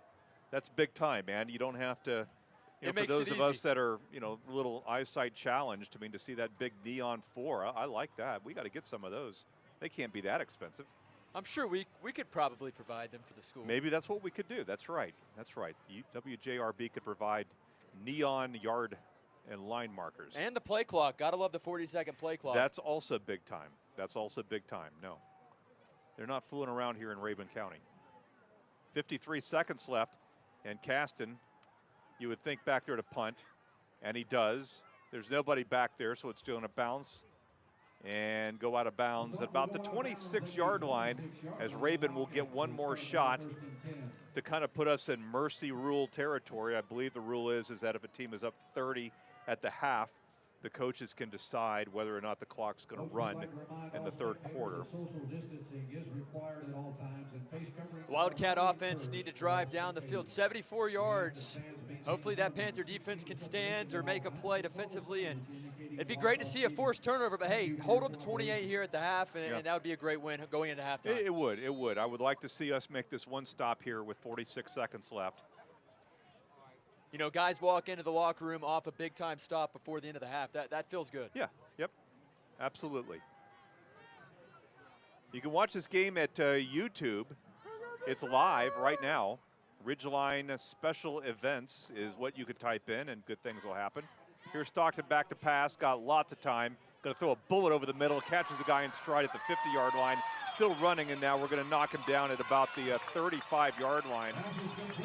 Gunnar Stockton threw a seed to a kid right in stride. It's not a bad ball. Now the 33-yard line is where Rabun got, and now they're going to call timeout. They want to score here. It's almost like they were working on things in the first 4 or 5 possessions, like some different formations, some different pass routes, instead of just throwing the ball down like a Nerf ball in the front yard of your house when you're a kid. I mean, on a Thanksgiving day. On a Thanksgiving day. I mean, I hate to say that they're just toying with us out there, but I think they kind of are. Yeah, like you said, Gunnar, you know, the first couple of passes, he went 0 for 3 to start the game. A couple of drops and then a nice pass breakup. So, you know, they kind of started to work the small pass game on the near sideline, quick screens, and then eventually, you know, it's opened up the passing attack. And we have yet to see Gunnar really run besides that 2 big touchdown runs. But, you know, he hasn't been consistently having to run the ball. Last year against Union, he ran the ball 28 times, 157 yards, and 5 touchdowns. They killed us last year. 49-7. And they killed us the year before. First and 10 at the 33. We played some pretty competitive games with them. I think we lost by 2 touchdowns back in the Joe Mancuso era. We were tied 14-all going into the 4th quarter before they pulled away. Now Stockton going to keep it himself. He's got a hole up the middle now, makes a move to the outside. Still running 25-yard line, going to have a flag, going to have a clip, a bad block. That'll bring some of that back. Stockton slowing down to let a guy catch up, and the guy cheated as he was helping. Yeah, the official threw another flag in there. Yeah, there may be some jawing going on out there. I mean, it was a big-time block there by the receiver, Adriel Clark, but that was a blindside block. Night and day in front of the guy wearing the Foot Locker uniform.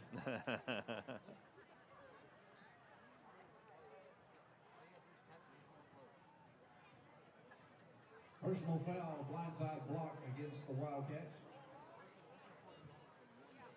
So back it on up. Panthers trying to keep Rabun from pushing this lead over 30. We're down 28-0 right now.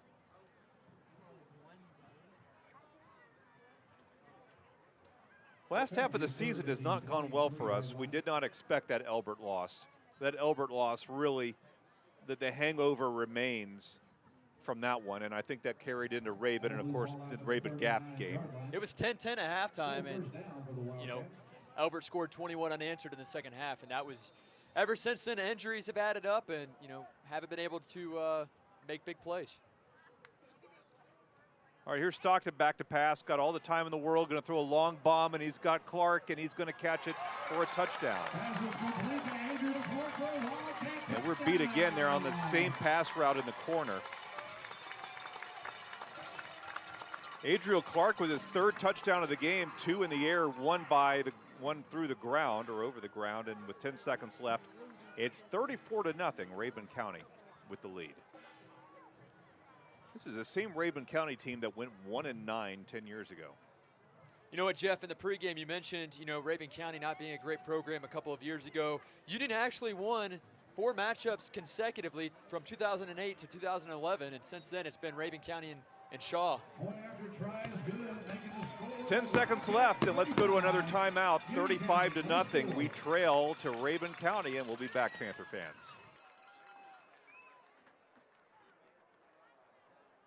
So, one of my girlfriends turned me on to the cutest country store in Blairsville, full of specialty groceries. No, it's not one of those spills on aisle 13 grocery stores. The Tin Roof Country Store and Creamery in the Merchants Walk is, well, charming. And now they've got milk, cheeses, and specialty foods like jams, jellies, and salsas. The kids get the awesome ice cream, and I get the old-fashioned candies. It's the Tin Roof Country Store and Creamery in Blairsville. Too small to get lost in, but you may never want to leave.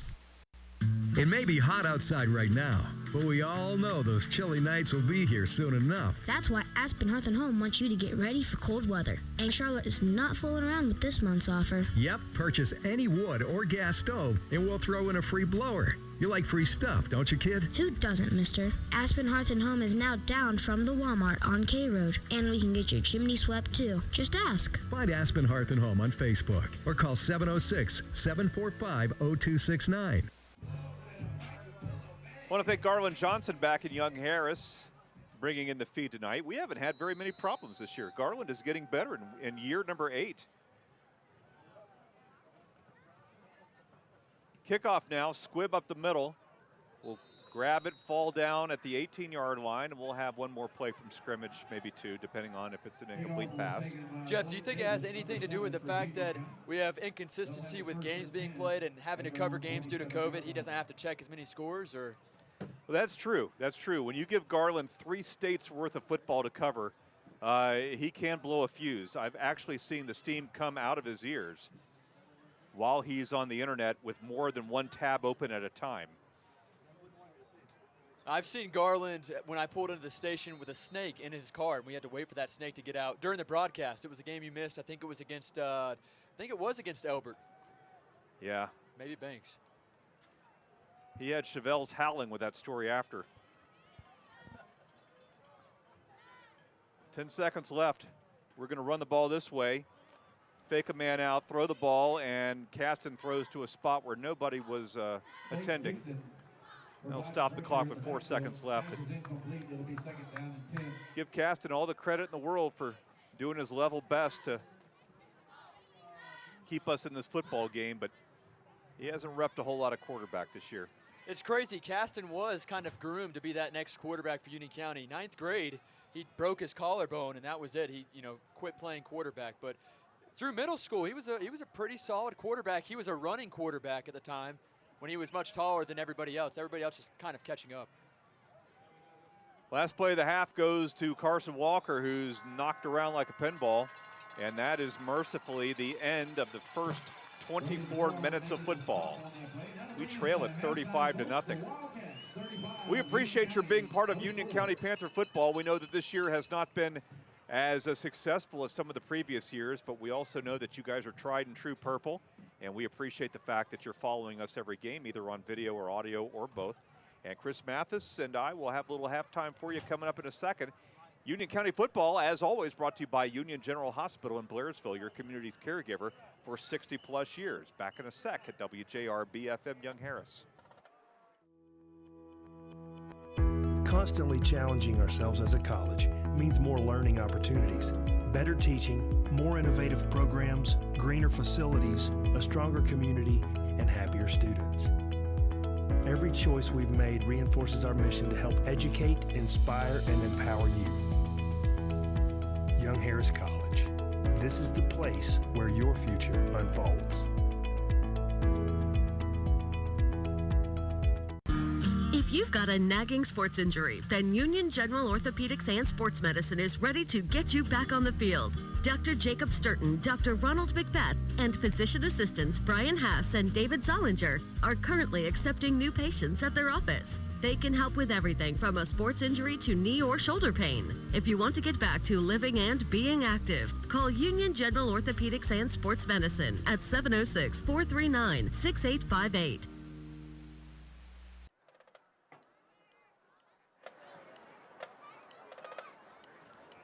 Chris Mathis back here with you live from Tiger, Georgia, as we bring you Union County Panther football for Week 8 of the Panther football season. With that being said, Rabun County has played 10 games, or this is their 10th game, as they are 8-1, and Union County 3-4 up to this point in the season. Rabun County leads Union County 35-0 at halftime, a pretty respectable score in terms of all the injuries that Union County is having to face, with the starting quarterback Logan Houcher being out, starting tailback Jonah Daniel out, starting center out with a torn ACL, and then having to move Caston from starting receiver and DB to quarterback, and then you have to call in another guy to fill in the void at receiver, and that's J.J. Littles taking some snaps at wide receiver for Union County. We'll do a scoring recap right quick, and then we'll get to the interviews that we got earlier in the week for Union County. In the first quarter, 40 seconds into the ball game, a 39-yard touchdown run by South Carolina commit Gunnar Stockton, 7-0 Rabun County. In the second quarter, Adriel Clark had a touchdown, making it 14-0. We had another touchdown, a 4-yard touchdown run, 21-0 at this point for Rabun County. And then Gunnar wanted to find the end zone, find pay dirt once again, 22-yard touchdown run, 28-0 for Rabun County. And then Clark had a 41-yard touchdown reception with about a minute and 45 seconds to go in that first half. It's 35-0 at halftime here in Tiger, Georgia. The voice of Union County Panther football, 95.1 WJRB for the 8th straight season. And as Jeff mentioned a few moments ago, he's obviously been doing the games for the last 8 years. This is my going on third year as sports director at 95.1 WJRB. And each and every week, Jeff reaches out to Panther football head coach Brian Allison and talks about the upcoming matchup in which we face Rabun County tonight, down 35-0 at halftime. Let's go ahead and tune into that interview between Jeff Batten and Brian Allison.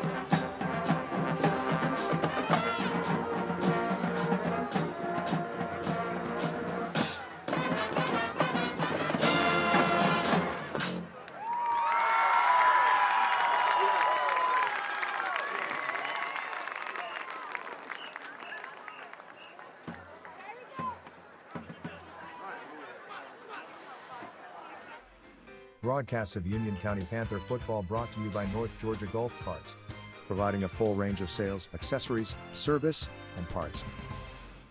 Broadcasts of Union County Panther football brought to you by Bitter Creek Market and Deli, providing the best quality of meats in the area. Located between Young Harris and Blairsville. For years, your source for sales, parts, accessories, and service for golf carts has been North Georgia Golf Carts. Now they're at a new, more convenient location. Owner Rick Goddard and staff are there to assist you with all your golf cart needs. They sell and service all types of golf carts, from E-Z-Go to Club Car to Yamaha. And they provide pickup and delivery for any service work. That's North Georgia Golf Carts, now located east of Young Harris near the intersection of U.S. Highway 76 and State Highway 17 North. Union County Panther football broadcast brought to you by Carter Insurance and Investments in Blairsville. Serving the area for over 30 years. Best of luck to the Panthers. Over Union County, Rabun County Wildcat powerhouse offense has looked great tonight after a slow first quarter. It was 7-0 after the first quarter, and since then, 28 straight points there in the second quarter, and the Panthers are regrouping in the locker room now at halftime. A couple of good plays, though, by a few Panthers. Defensively, in particular, they've had a couple of big-time hits, and have been there to make plays. Again, Rabun County has played perfectly offensively after a slow first quarter, but 35-0 the score here at halftime. You just heard the pregame interview with Jeff Batten and Panther football head coach Brian Allison. But with that being said, do appreciate you guys tuning in, and John Moon is here with Ridgeline TV. I think he's giving me a sound check. He hasn't told me he wants to go out on the mic or not, but anyways, Ridgeline TV tonight is bringing you this game. Of course, as always, you can live stream us on WJRBradio.com or get the audio and visual with RidgelineTV.net, and even watch kind of a replay later on in the week, or I believe that's uploaded tomorrow. So check that out. I know I do each and every week to see how I can improve, but I know I've got several people tuned in right now, of course, you being one of them. Shout out to Austin Dyer, Jillian Lawn for tuning in, Bailey Daniel, Tim Tao, a few guys and girls that have tuned in tonight, so we do appreciate it, and hopefully we can come out here in the second half and score a touchdown or have a big-time defensive play. I know the defense is capable of it. We're playing against a very good football team in Rabun County, 8-1 on the year. Rabun County has won 6 consecutive games against Union County. Union lost last year 49-7 in Blairsville. Union's last win against Rabun, you may ask, well, it wasn't too long ago. It was 2011 as Union County won in Rabun 10-7. Fun fact, Union County actually won 4 consecutive games against Rabun back in 2008. So they won 08, 09, 2010, 2011. And a couple of big-time matches there. And Gunnar Stockton, the quarterback for Rabun County, obviously the big-time player, joined by his receiver, who's having a fantastic year, Adriel Clark. With that being said, we're going to tune into the player interviews as John Moon is just ticking me off up here in the press box. And we're going to tune into the player interviews that I got with Caston Hemphill, the quarterback filling in for Logan Helcher, as well as defensive back for Union County, Trace Wright.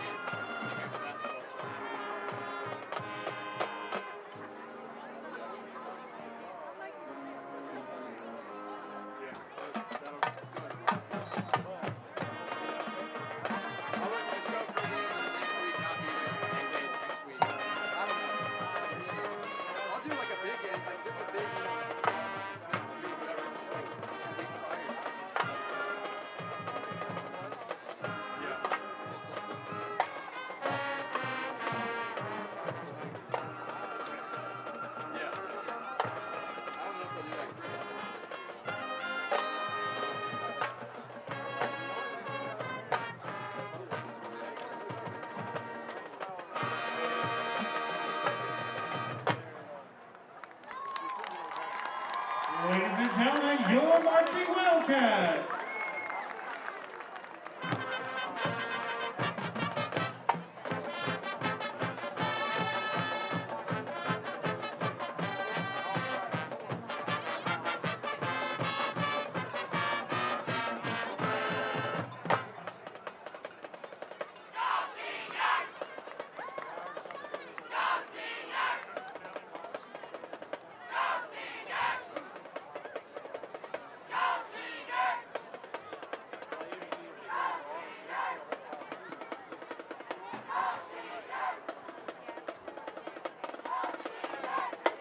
And the band will once again like to recognize our seniors, Tiffany Dobson, Gavin Marinelli, Lacey Raley, Sean King, Asia Trancal, and Mallory York. Congratulations, class of 2021. Broadcasts of Union County Panther football brought to you by Hemphill Vinyl Siding and Metal Roofing in Blairsville, proud sponsors of the Union County Panthers. When you combine quality products, excellent customer service, and the best prices in the area, the result is Hemphill Vinyl Siding and Metal Roofing. In business since 1963, Hemphill Vinyl Siding and Metal Roofing has served the surrounding area with a variety of home improvement supplies. Everything from vinyl siding in many colors, trim pieces, shutters, soffits, vents, and accessories. Hemphill Vinyl Siding and Metal Roofing, located west of Blairsville on Highway 515. Broadcasts of Union County Panther football brought to you by Leon's Floors, located in Blairsville, offering sales and installation of carpet, vinyl, hardwood, and tile flooring.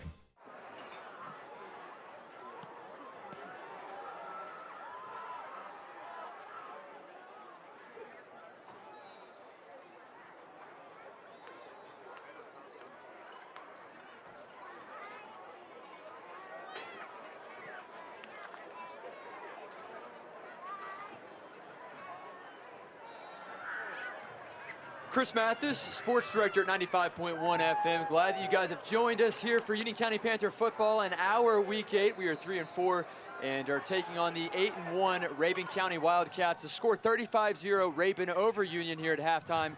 We've got about 2 minutes, maybe 3 minutes left until this halftime intermission ends up. But you heard the pregame interviews that I got with Caston Hemphill as well as Trace Wright, a couple of guys that have made big plays for Union County this year. Caston Hemphill stepping into a big role tonight, taking over for injured Logan Helcher at quarterback. I find it pretty crazy that Caston was so excited for this opportunity, is not taking a snap in a football game at the quarterback position since his freshman year. He's now a senior. So over 3 years, I know he was looking forward to this opportunity. And also, you know, kind of crazy that his first career start at the varsity level as the quarterback is against the best team in the region in Rabun County. Now, thinking back to a few years ago in which, you know, Union County played at Rabun County here in Tiger, Georgia, Joe Mancuso got hurt, and Cole Wright came in and took over there, I think, midway through the second quarter, and that was Cole Wright's first career start as the varsity quarterback due to an injury. So I know that Cole and his mom, Summer Wright, are tuned in right now to the game, so they always do, and I always appreciate their support. But Union County trails 35-0 against Rabun County. That's what we have to get back to. And Union County will receive the football to start off the second half. We saw a great 3 or 4 first, offensive drives for Union County. They ran out a lot of clock, and, thinking about the first quarter, it was only 7-0 that Rabun County led. Union County did a good job with play calling there on the first 2 or 3 drives. I felt like that really stood out, and we took care of the football. And then there late in the second quarter, we had a turnover, and that really hurt as they scored 14 points following the turnover. They scored 35-0 Rabun over Union. Glad that you've tuned in, whether that be RidgelineTV.net, on your radio dial, or even WJRBradio.com. Spoke with Brian Allison. I did. I know Jeff gets his weekly interview with Brian Allison. I spoke with Brian Allison yesterday at practice, before practice, and asked him, what are your expectations for Caston Hemphill coming into a game in which he had no idea or no plan that he was going to be the starting quarterback at any point in the season, much less against a very good football team in Rabun County. And he said he just wants, Caston to put the Panthers in formation, take care of the football, do what he can do, try not to do too much.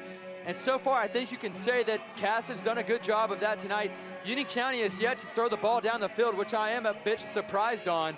We have not targeted Keaton Shitwood tonight, who's made a couple of big plays on special teams for Union County. And Union County will receive the opening kickoff here, the second half, as Rabun County sends out their kickoff specialists, and the ball is placed at their 40-yard line. Back deep, of course, junior wide receiver turned running back, Carson Walker, wearing number 18. Here's the kick. Kick will be caught by Walker at the 7-yard line. Walker following a few blocks, going right up the gut of that special teams, and he's going to go near the 24, close to the 25-yard line. Not a bad return there from the junior wearing 18, Carson Walker, who actually missed last week's game, and that hurt Union County, I felt like. Jonah Daniel went down in that game. Logan Helcher went down in that game, and Carson was unable to play for Union County. However, he has come back tonight and looks pretty good considering he had a week off and is playing against a very good powerhouse football team for the last 7 or 8 years. 11:25 to go here in the third quarter. The clock will continuously run unless there's an injury timeout on the field or, a coach taking a timeout. Otherwise, that clock will continue to go even on an incomplete pass. 1st and 10. Here's a snap to give to Carson Walker. Right up the gut, kind of a inside zone handoff, and he'll get 1 yard on the play across the 25 near the 26-yard line. Goes junior tailback Carson Walker. Already a minute into the third quarter. It's quick. You don't really think about how fast the clock will tick down when it's continuously running, but it does. And fortunately tonight we have the play clock in the north end zone to see, how much time they have to snap the football, and something that some schools do not have, but Union County has that tonight, courtesy of Rabun County. And if they'll do something nice for Union, that is, give us a play clock and a digital yard marker. Here's a snap to give to Carson Walker, right up the gut. Carson Walker gets 3 yards, not bad. As I, wanted to say from the get-go, if Union County can pick up 3-4 yards every play, by the time the fourth play rolls around, you've had a first down. So Union County has yet to really test that secondary of Rabun County. I mean, I'm sure it's for good reason too, but why not? You're down 35-0. Why not take a shot at some point in this game with a guy that is playing quarterback that did not expect to do so in Caston Hemphill. Caston was excited yesterday at practice when I spoke with him. I felt like he may be a bit scared, but, Caston was excited to have this opportunity tonight and play quarterback for the Panthers. Here's a snap. Caston going to take a shot, fire it down the field. It's overthrown by about 3 yards, and there's the shot. I'm up here with the coaching staff. Maybe they heard, my broadcast, and you know what? Let's try to take a shot. Pass intended for Keaton Chitwood falls incomplete. 4th down and 5 now for Union County. Ball spotted at our 30-yard line. 9:24 to go in the third quarter, down by 35. Under Georgia High School Association rules, the remainder of the game will be a continuous clock. As the PA announcer makes the same call and saying that the clock will continuously run unless there's an injury timeout or a timeout taken on the field.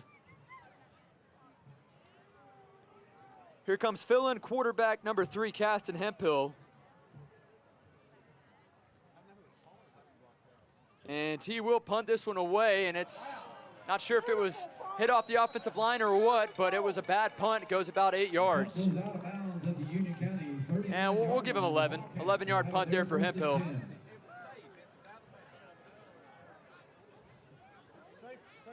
Gunnar Stockton and the Wildcat offense take over 1st and 10 from Union's 39-yard line. 4 touchdowns for Gunnar in the offense there in the second quarter, and kind of the difference maker I felt like was the interception. In and out of the hands of J.J. Littles, and the defensive back able to dive for it, make the play. It was a great play there by the secondary of Rabun County. 8:14 to go in the third. Rabun up 35-0. Here comes Stockton, shotgun formation, tailback to his right, and they're going to give it right up the gut to the tailback, Wyndham. Gain of 2 on the play. Gunnar Stockton this year coming into tonight's game, 32 pass touchdowns, an interception through the air, and then you look at his rushing attack, 926 yards on the ground, and tack on another 17 rush touchdowns. So he's had a phenomenal year, just a junior here at Rabun County. Gain of 2 on the play, 2nd and 8. Ball spotted at Union County's 37.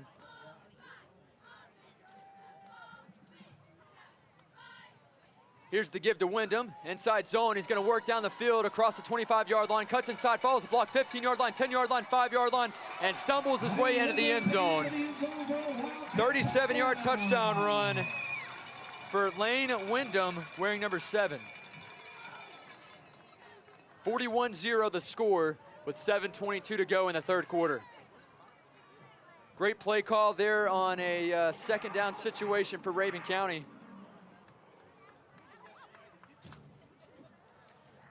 As I grab out my scorecard, if you will, and jot down the score from Lang Wyndham as we await the extra point try. Extra point is up. It is good. It's 42-0 Rabun County over Union with 7:23 to go here in the third. We'll be right back in 60 seconds.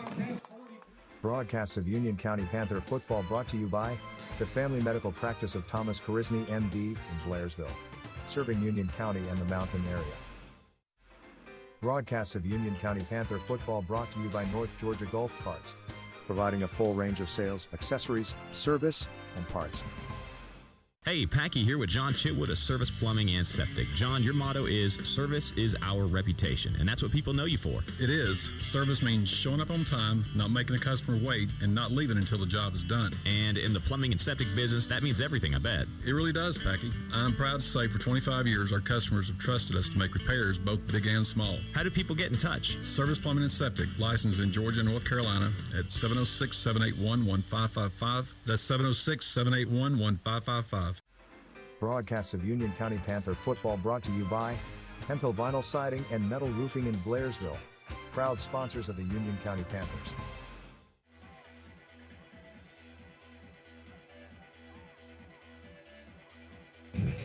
Caesar Armenta, the kickoff specialist, wearing 83 for Rabun County, will get set to kick this one away following the 41-yard touchdown run from Wyndham.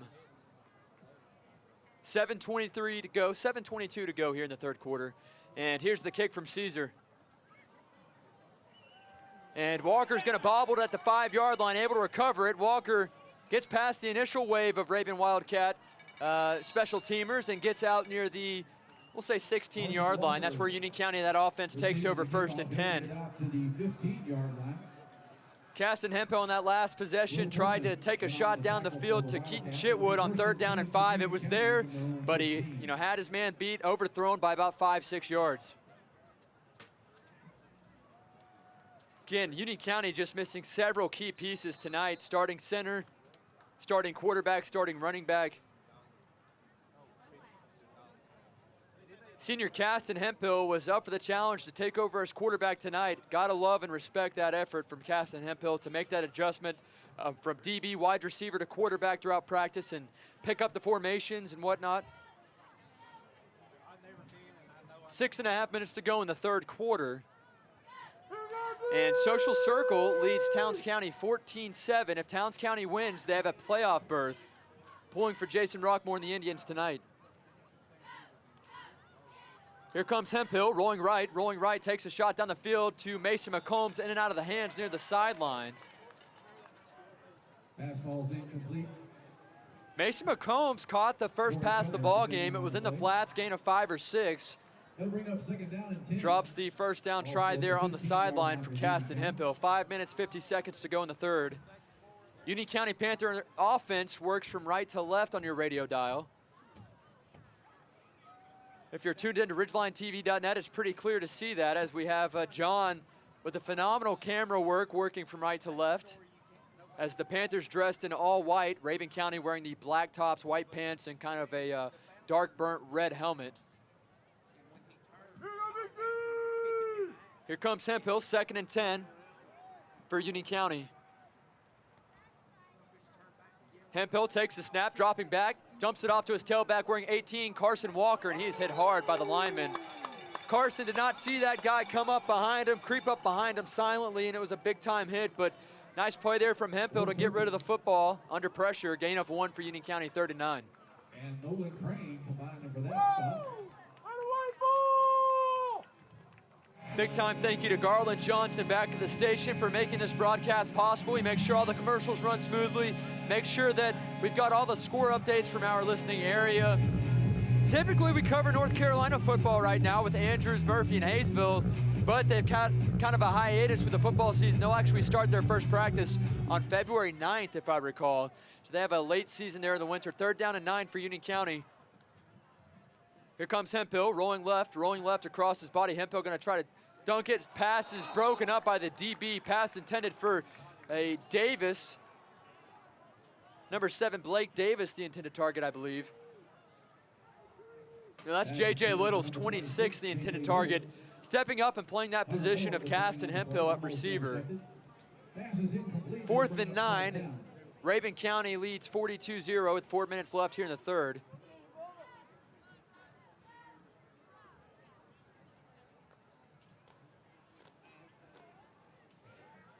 Union County has done a better job tonight of, time with possession of the football. I will give them that much credit, and, giving the Panther defense a break. 4th down and 9, here's the snap. It's gonna be a punt. This one's a lot better than the last 11-yard punt from Hemphill. Bounces out of bounds, and the official will make the mark at the 41-yard line, so that's where the Wildcat offense takes over 1st and 10, and they'll send out Gunnar Stockton up 42-0.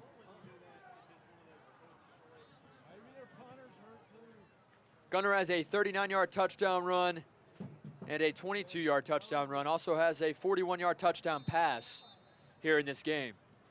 Early on, it was a slow start for that offense. I think they were trying to toy with us a little bit, work that playbook open a little bit, as they went 0 for 3 on the first 3 pass attempts of the game, and since then it's been nothing but money. 1st and 10 for the junior quarterback wearing 14 at Union County's 41. Shotgun formation for Gunnar. Gunnar with the snap, and it's a quick pass, and there to make the play on the receiver was Eli Pugh. Nice jump there by Eli. Obviously don't want to, allow that catch to happen in the first place. Almost would have loved to, watch for the ball on that. You would have had a pick, but I understand that they've tried to work that all night long, and you have yet to have a chance at a pick. And now Eli calls on JJ to help here in the secondary. 2nd and 10 now for Rabun County. Gunnar with the toss play to Wyndham. Across the 40, inside the 35, following the blocks near the 30-yard line is Lang Wyndham, brought down by 16 Noah Underwood, 26 J.J. Littles. And he has enough for a Rabun County 1st down. 2 minutes left in the third quarter, trailing 42-0. Union County's had a tough stretch of games due to injuries. I believe this will be our 4th consecutive loss.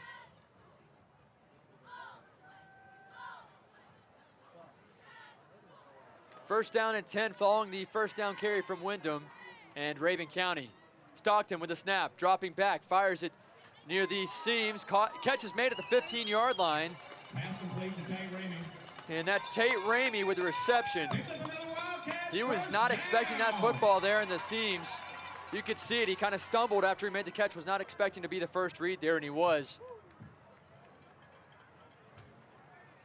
Little over a minute remaining in the third quarter. Rabun County works left to right on your radio dial. Panther defense backed up inside their own 20 at the 15-yard line.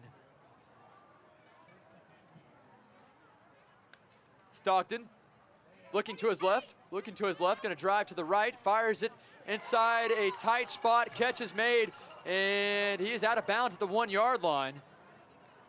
He was shy of that marker, and the official got a good call there. Adriel Clark with the reception. It was complete at the 1-yard line. 1st and goal for Rabun County from Union County's 1-yard line. Curious to see if they drop Gunnar Stockton, quarterback sneak right up the gut. He's a big-time kid, 6'1", close to 220, if not more.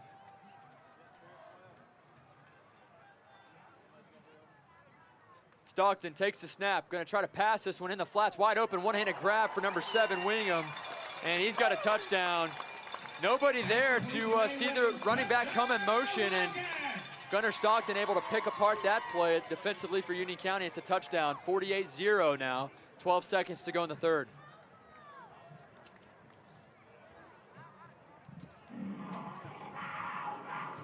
Just a 1-yard out route touchdown to the tailback. Here's the extra point try for Rabun County to go up 49-0 in the third quarter. The snap, the hold, the kick, it is up, and it is right through the uprights. The kick is good, 49-0. We'll be right back on News Talk 95.1 in 60 seconds. Broadcasts of Union County Panther football brought to you by Leon's Floors, located in Blairsville, offering sales and installation of carpet, vinyl, hardwood, and tile flooring. Broadcasts of Union County Panther football brought to you by Kinetic TV by Windstream.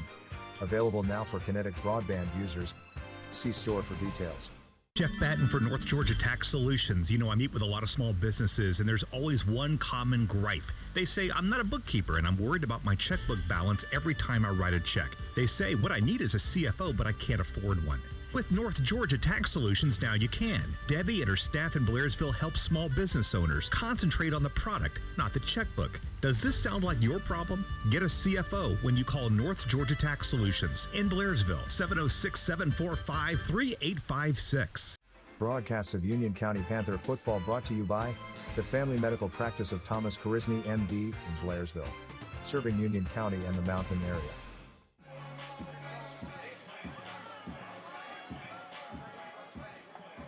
Union County Panther football brought to you by News Talk 95.1 WJRB and Union General Hospital, the title sponsor for Panther football for quite some time. We do appreciate all they do for the community and the broadcast as well. And Wyndham with a 1-yard touchdown reception for Rabun County. Here's the kickoff return for Union County. I believe that's J.J. Littles. Kickoff return across the 50-yard line, 40-yard line, 35-30, green grass ahead, and he is off to the races. J.J. Littles with a kickoff return for Union County, the end of the third quarter. 26 with a big-time play there for Union County. Put 6 up on the scoreboard, makes it look a little bit closer, if you will. It's 49-6. J.J. Littles takes that one to the house. What a play from the senior wearing 26. Get some cheers up here from Little Spooky, Zion Ross, former Panther DB. Paul McBride also gets a shout out as well. Neil Setzer. A couple of guys up here in the press box excited over that. Great special teams there by J.J. Littles, 26, the senior. Some way, somehow, always finds a way to make a big-time play. Here comes McCombs. Extra point is up, and it is good. Union County scores 7 thanks to a kickoff return from J.J. Littles. We'll be right back in 60 seconds. When you combine quality products, excellent customer service, and the best prices in the area, the result is Hemp Hill Vinyl Siding and Metal Roofing. In business since 1963, Hemp Hill Vinyl Siding and Metal Roofing has served the surrounding area with a variety of home improvement supplies. Everything from vinyl siding in many colors, trim pieces, shutters, soffits, vents, and accessories. Hemp Hill Vinyl Siding and Metal Roofing, located west of Blairsville on Highway 515. Locally owned since 1980, Leon's Flooring is your full-service flooring store with the largest showroom in the area, guaranteed to save you money with over 50 years of total sales experience. The folks at Leon's Flooring are experts in ceramic tile, carpet, hardwoods, and vinyl, located at 568 Murphy Highway in Blairsville, next to the Mexican restaurant and across from Mike's Seafood. Leon's Flooring, call them today at 706-745-9433. Oh, and by the way, say hello to Diesel while you're there. Well, Panther fans, we do score a touchdown there at the end of the third quarter. It's J.J. Littles with a house call and a kickoff return. How about that? J.J. Littles might have just scored his first touchdown of the year for sure, but maybe even of his career for Union County. All the way to the house. Heard the phone call. It was a house phone call, and he scores for Union County. It's 49-7, Rabun over Union. I know JJ listens into the Mountain Scoreboard, that my show each and every day, and always tunes into the Monday edition as I have highlights from every broadcast, and some way, somehow, always finds a way to make a big enough play to find his way into the broadcast on Monday mornings, and there you did. He did it right there. J.J. Littles with a kickoff return, and we call on Mason McCombs to kick this one away, following the first and only touchdown of the game for Union County. Thanks for joining us here on News Talk 95.1 FM and Ridgeline TV. Here's the kick from McCombs. Catch is made at the 21-yard line. Work across the 35, making his way down near the 43-yard line is the kick returner for Rabun County. That's Keller with the kickoff return. And Gunnar Stockton still out on the field for Rabun. South Carolina commit, arguably the best quarterback in the country, just 50 miles down the road from Blairsville. several offers committed to South Carolina on August 20th of this year. 1st and 10 now for Gunnar Stockton. They work right to left on your radio dial. Here's the snap. Gunnar, quick pass in the flats. It's going to be a sideline pass. Pass is caught, and they're going to get across the 45-yard line. Down to the 47 goes the outside receiver. Elijah Helton there to make the tackle for Union County.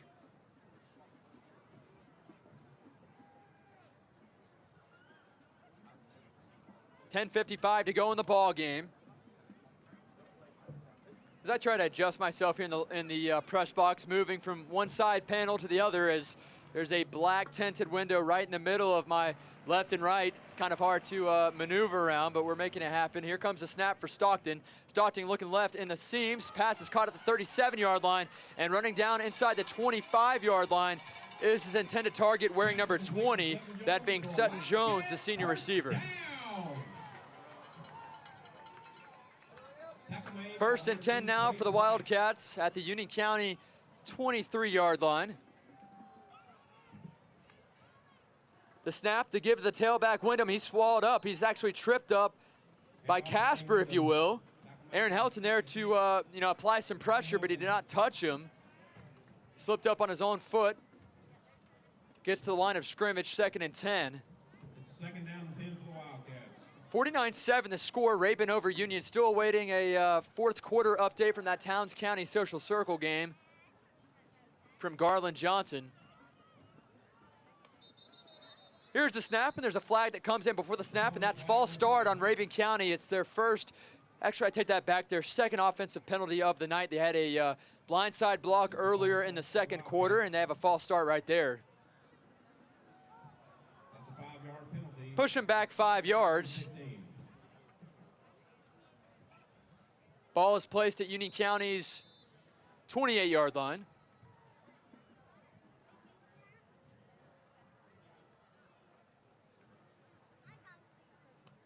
Stockton takes the snap, going to fire it on a slant route. Catch is made at the 20-yard line, across down to the 18-yard line is 11 with the play. That's Clark, the junior receiver, has 5 catches on the year, 101 yards coming into the game. 3rd and 5 for the Panther defense. Let's see if we can make a stop here, force a field goal, or even force a turnover. Trips right. Little worried of that formation. Here's the snap. Gunnar call it himself.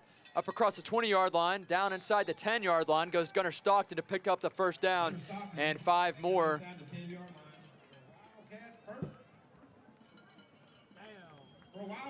Considered a dual threat quarterback, but nowadays, if you look at his playing style and compare it to pro quarterbacks, I would call him, a typical pro-style quarterback right now, due to the fact that most of these quarterbacks in the big leagues are able to escape and use their legs a lot more than the typical pocket passer. 8.5 minutes to go in the fourth. Rabun up 49-7 at Union County's 13-yard line, 8-yard line. Here's the snap. Gunnar working to his right, under pressure. He's going to be tripped up. Aaron Helton doing his thing. The senior wearing 66, done it all year round, and why not do it tonight against Rabun? It's a big guy to bring down in 14, and Aaron was able to do it after a gain of 2.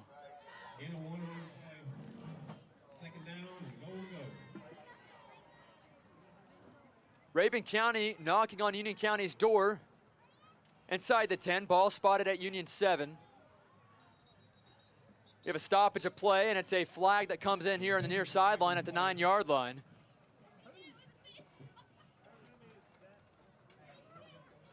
We've got another false start on Rabun County. That's a motion against the Wildcats. Just got an update from Garland Johnson making this thing happen for you guys tonight.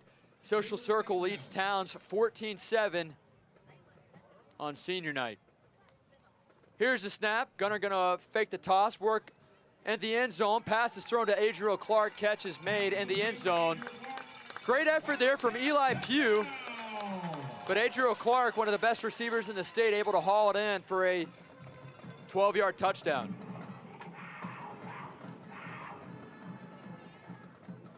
.55-7 the score, Rabun over Union. Eli Pugh, I mean, he just sacrificed his body to at least have a chance to break up the pass. Here's the snap, the kick is up, and it is good. 56-7 the score here in Rabun County. We're back in 60 seconds.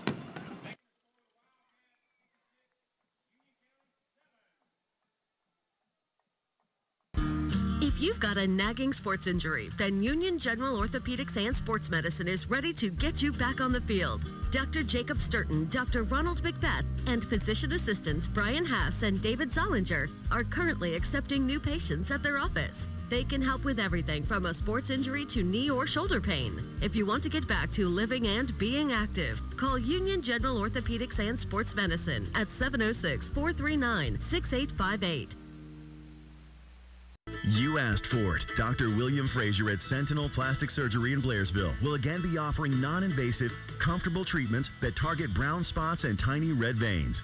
You know, the ones on the face, bald spots, upper chest, or hands that shout old. You can now eliminate those pesky age spots before the holidays. Treatment dates are November 28th to December 4th. Call Sentinel Plastic Surgery at 706-439-6486 for information. That's 706-439-6486 in Blairsville. 35 left on the clock in this ball game. 56-7, Rabun over Union. I love 7:35. That's the time that my sports show airs each and every weekday morning on 95.1, 97.7. Make sure you guys check that out. And here is Davis with their kickoff return for Union County. Near the 40-yard line is Blake Davis, the senior wearing number 7. Union County has a touchdown in this one. It was the last play of the third quarter. It was J.J. Littles with the house call. First kickoff return of the season for Union County. It might actually be the second, as Carson Walker had one earlier in the year. Cannot wait for that dual threat backfield of Jonah Daniel, Carson Walker, hopefully next week against Gilmer County if that game is still played. I know they had a COVID issue tonight, did not play. Again, nothing but credit and applaud to all these guys that have stepped up tonight. J.J. Littles at receiver, Caston Hemphill at running back, at quarterback, Carson Walker at tailback, a new center for Union County in the place of Stein Harkins. 1st and 10 for Union from their 40-yard line. Comes Caston Hemphill in his first career start as a varsity quarterback. Hemphill's pass is thrown and it's caught. It is caught some way, somehow. A 50-50 ball is brought in by Mason McCombs. One of the shorter guys for Union County, able to climb the ladder, if you will, and there's a flag at the 46.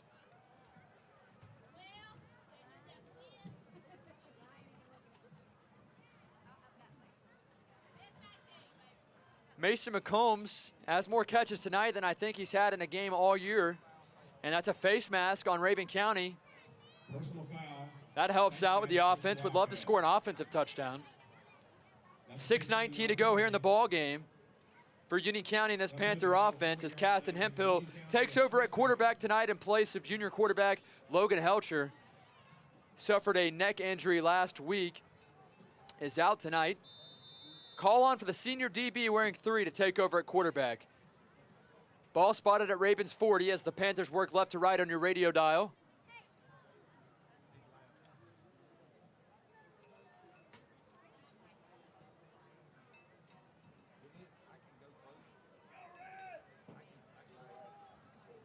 Panthers dressed in all white, white helmets. Here's the snap. Helcher going to fake the hand, or Hemphill's going to fake the handoff, take a shot down the field. Pass is thrown, it's caught, and it's a touchdown for Union County. Keaton Chitwood with a 40-yard touchdown reception for the Panthers.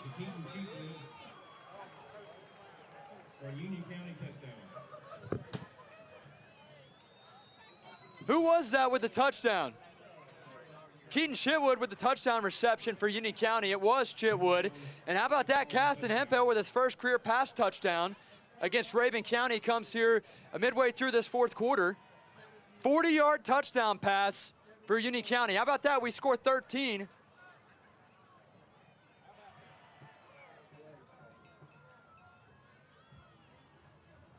Unsportsmanlike conduct against Union County. That'll be assessed on the kickoff. Social leads Towns 14-13. Hopefully we're just awaiting that extra point to tie the ball game up. Garland, we'll check in on that in about 2 minutes or so. Here's the snap, the hold, the kick is up. And it is good. Union County scores 14. We'll be right back in 60 seconds. Broadcasts of Union County Panther football brought to you by Kinetic TV by Windstream. Available now for Kinetic broadband users. See store for details. Broadcasts of Union County Panther football brought to you by Bitter Creek Market and Deli. Providing the best quality of meats in the area. Located between Young Harris and Blairsville. Young Harris Water Sports is now offering Hurricane deck boats, Godfrey pontoons, and Sea-Doo PWCs, along with Chaparral, Rapallo, Skeeter bass boats, Yamaha wave runners, slow pontoons, Bayliner, and Heyday wake surf boats. The area's largest watercraft selection means there's no reason to leave the mountains. All 2020 inventory is on sale with new 2021 models arriving daily. Young Harris Water Sports, 3676 Highway 76 in Young Harris, or 1674 Appalachian Highway in Blue Ridge, or online at yhwatersports.com. Broadcasts of Union County Panther football brought to you by the Family Medical Practice of Thomas Korisny, MD, in Blairsville, serving Union County and the mountain area.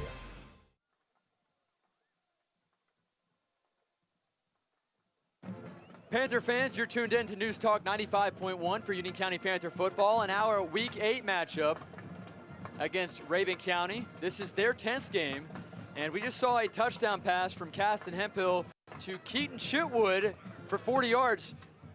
If I'm not mistaken, Zion, that was Keaton's first touchdown reception of the year, and it was. Big play there. I like the shot. Why not take it?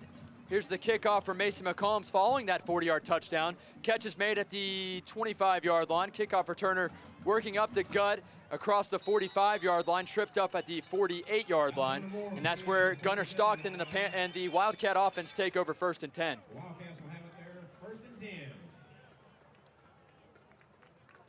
5:20 to go in the ball game.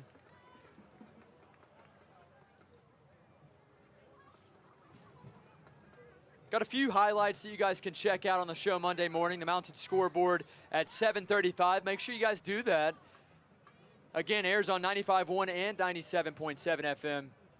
Last update I got for the Towns County social game, Towns trailed 14-13. Here's a snap for Gunnar. Gunnar across inside the seams. His target makes the catch across the 30, 25, 20, running down the sidelines and inside the 15-yard line. Trace Wright able to drag him down. Sutton Jones with the reception, with the first down, and much more for Rabun County. Trace Wright, one of the better defensive backs for Union County this year, there to make the tackle, a touchdown-saving tackle.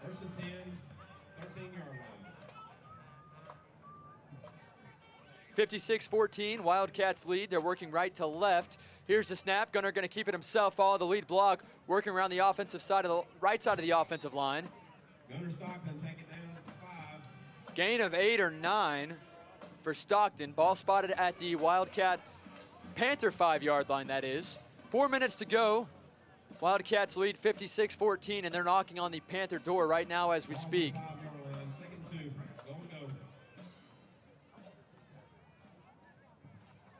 Second and 2, not goal to go for Rabun County in this offense.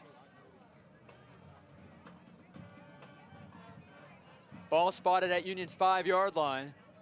Wyndham in the backfield. He's been dangerous tonight. Wears number 7. The snap, fake the handoff. Quick slant pass is caught. Into the end zone goes 34 for Rabun County, and that's Tate Ramey for his first touchdown of the night. 5-yard touchdown score there for Rabun County.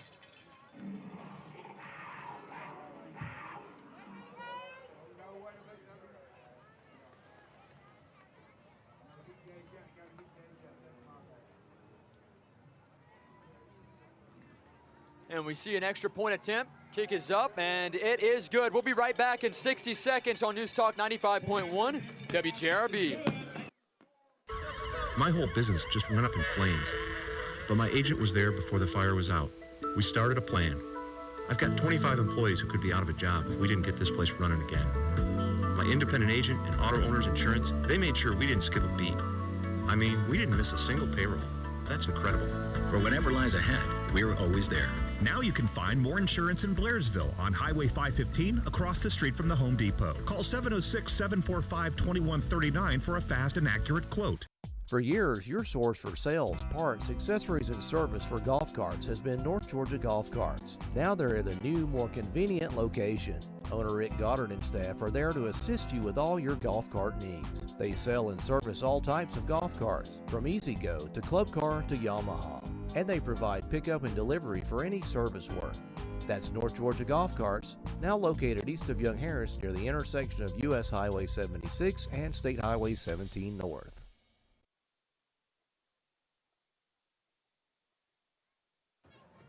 Live Union County Panther football, of course, on News Talk 95.1. We've been doing so for the last 8 seasons, and we'll continue to do so. We're here in Tiger, Georgia. The Wildcats just scored a touchdown at 63-14. Union County does have 2 touchdowns. J.J. Little's kickoff return, Keaton Chitwood receiving touchdown for 40 yards. Here's the kickoff return for Union County's returner up near the 24-yard line. Will Turpin on the stop. Grab out, but the binoculars a little bit late to see who the return man was there for Union County. 1st and 10 for Caston Hemphill. Under 3 minutes to go. Garland, do you have any update on that Towns County game? If they attempted a field goal, the extra point to tie it up, or?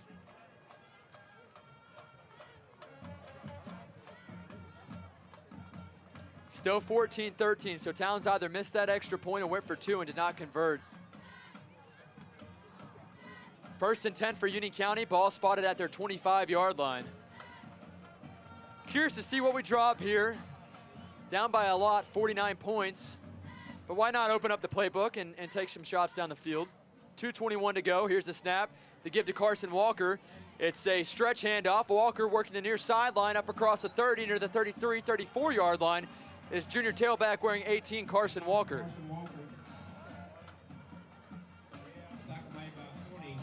Gain of 9 there for Walker. He had a couple of big-time carries early on in the game. Had chances for big plays, but was tackled by the shoestring there in the first quarter on 2 or 3 big stretch handoffs. 1:52 to go here in this ball game for Union County. We work left to right on your radio dial. John Moon, appreciate you tuning in to RidgelineTV.net as well.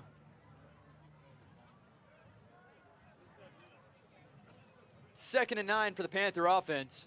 Shotgun formation for Caston. Colin Walker in motion. Here's the snap. Wheel route to Carson Walker. Lowers his shoulder, picks up the first down across the 35. Goes Carson Walker near the 39.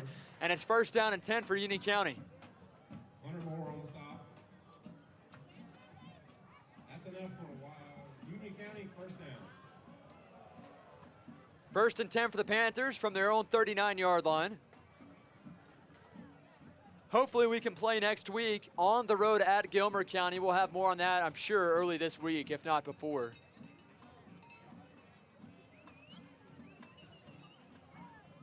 Digital down marker says 1st down, so it's 1st and 10 for Union. Following that Walker reception, here's the snap. Hemphill fires it across the middle to Mason McCombs, and he climbs the ladder at the 40 and brings it down at the 39-yard line. 1st down and 10 for Union County. How about that? Mason McCombs wearing number 5, climbs the ladder and makes the catch. 30 seconds to go, continues to tick down inside 25. 1st and 10 for Union at the Wildcat 39. Here's the snap. Hemphill rolling to his right, gonna have to take off with it, tuck and run, get out of bounds at the 35-yard line, goes Caston Hemphill. And some extracurricular activity there from the guy who made the tackle, trying to keep down Caston Hemphill. 3 seconds, 2 seconds, and that will do it for this ball game, Panther fans. 63-14 the final score. Rabun County comes away victorious over Rabun. And Aaron Helton comes over to the sideline and gives some congratulatory dap-ups and, you know, gives Rabun County the credit they deserve. Hard to believe. Rabun County, obviously the #1 team in the region. Union County a close second, and after that it's left out to dry. 63-14 the final score here in Tiger, Georgia. The Wildcats prevail. We'll be back in 60 seconds to do a post-game show for maybe 2 or 3 minutes. Stay tuned in. Broadcasts of Union County Panther football brought to you by Kinetic TV by Windstream. Available now for Kinetic broadband users. See store for details. Broadcasts of Union County Panther football brought to you by the Family Medical Practice of Thomas Korizny, MD, in Blairsville, serving Union County and the mountain area. For over 30 years, Carter Insurance and Investments has provided the Union County area with quality and competitive products for life, health, and disability insurance, as well as Medicare supplements. As an investment advisor representative, Carter Insurance and Investments can help you build an investment plan that's best for your financial situation. To learn more, stop by and meet our friendly staff. We're located on Young Harris Street across from the post office in Blairsville. Broadcasts of Union County Panther football brought to you by Hemphill Vinyl Siding and Metal Roofing in Blairsville, proud sponsors of the Union County Panthers.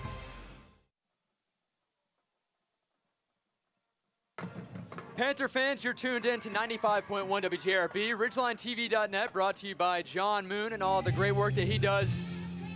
The Wildcats win 63-14 over Union County tonight, and Union County's 8th ball game of the season. We dropped to 3-5 overall. Rabun County improves to 9-1 on the year, and we'll do a quick score recap here for this ball game. First quarter, it was only 7-0. Wildcats were up, and I just got a score update. What was that score, Garland?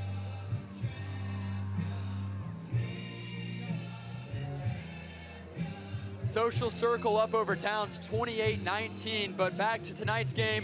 The game that you guys are tuned in for, Rabun County led 7-0 at the end of quarter number 1. It was a close first quarter. Couldn't have asked for much more, and then Rabun County turned on the Jets, upped the offensive tempo, and scored 4 touchdowns in the second quarter, making it 35-0 at halftime. Union County came out in the second half, gave up a pair of touchdowns, and then J.J. Littles with the house call on the kickoff return for the score. Senior wearing number 26 does his thing, scores his first kickoff return of his career for Union County. That made it 49-7. The Rabun County Wildcats score again, making it 56-7. And then Caston Hemphill dug into the bag a little bit, threw a touchdown pass 40 yards to Keaton Chitwood for his first reception of the season. And that made it 56-14, and then Rabun County just, of course, you know how they are. They tried to add another touchdown, and they did, 63-14 with under 2 minutes to go. That's the final score. As of now, we are going to be taking a road trip next week to Jasper, Georgia, as we take on Gilmer for our last regular season of the game. We'll have to see if that continues to stand due to a COVID situation. Otherwise, we are hosting, no, take that back. We are not hosting the first round of the state playoffs. We are playing on the road, but we do have a playoff appearance here for 2020 with Union County due to the fact that Lakeview Academy or Riverside Academy, Military Academy, backed out due to COVID concerns. So Union County is guaranteed a playoff spot this year, and that'll happen in 2 or 3 weeks. As for Garland Johnson back at the radio station, John Moon to my right, the coaching staff up here in the press box, and myself, Chris Mathis, thanks for tuning in. Do appreciate it. No matter the score, I love what I do, and I appreciate you guys for making it possible. Thanks for tuning in.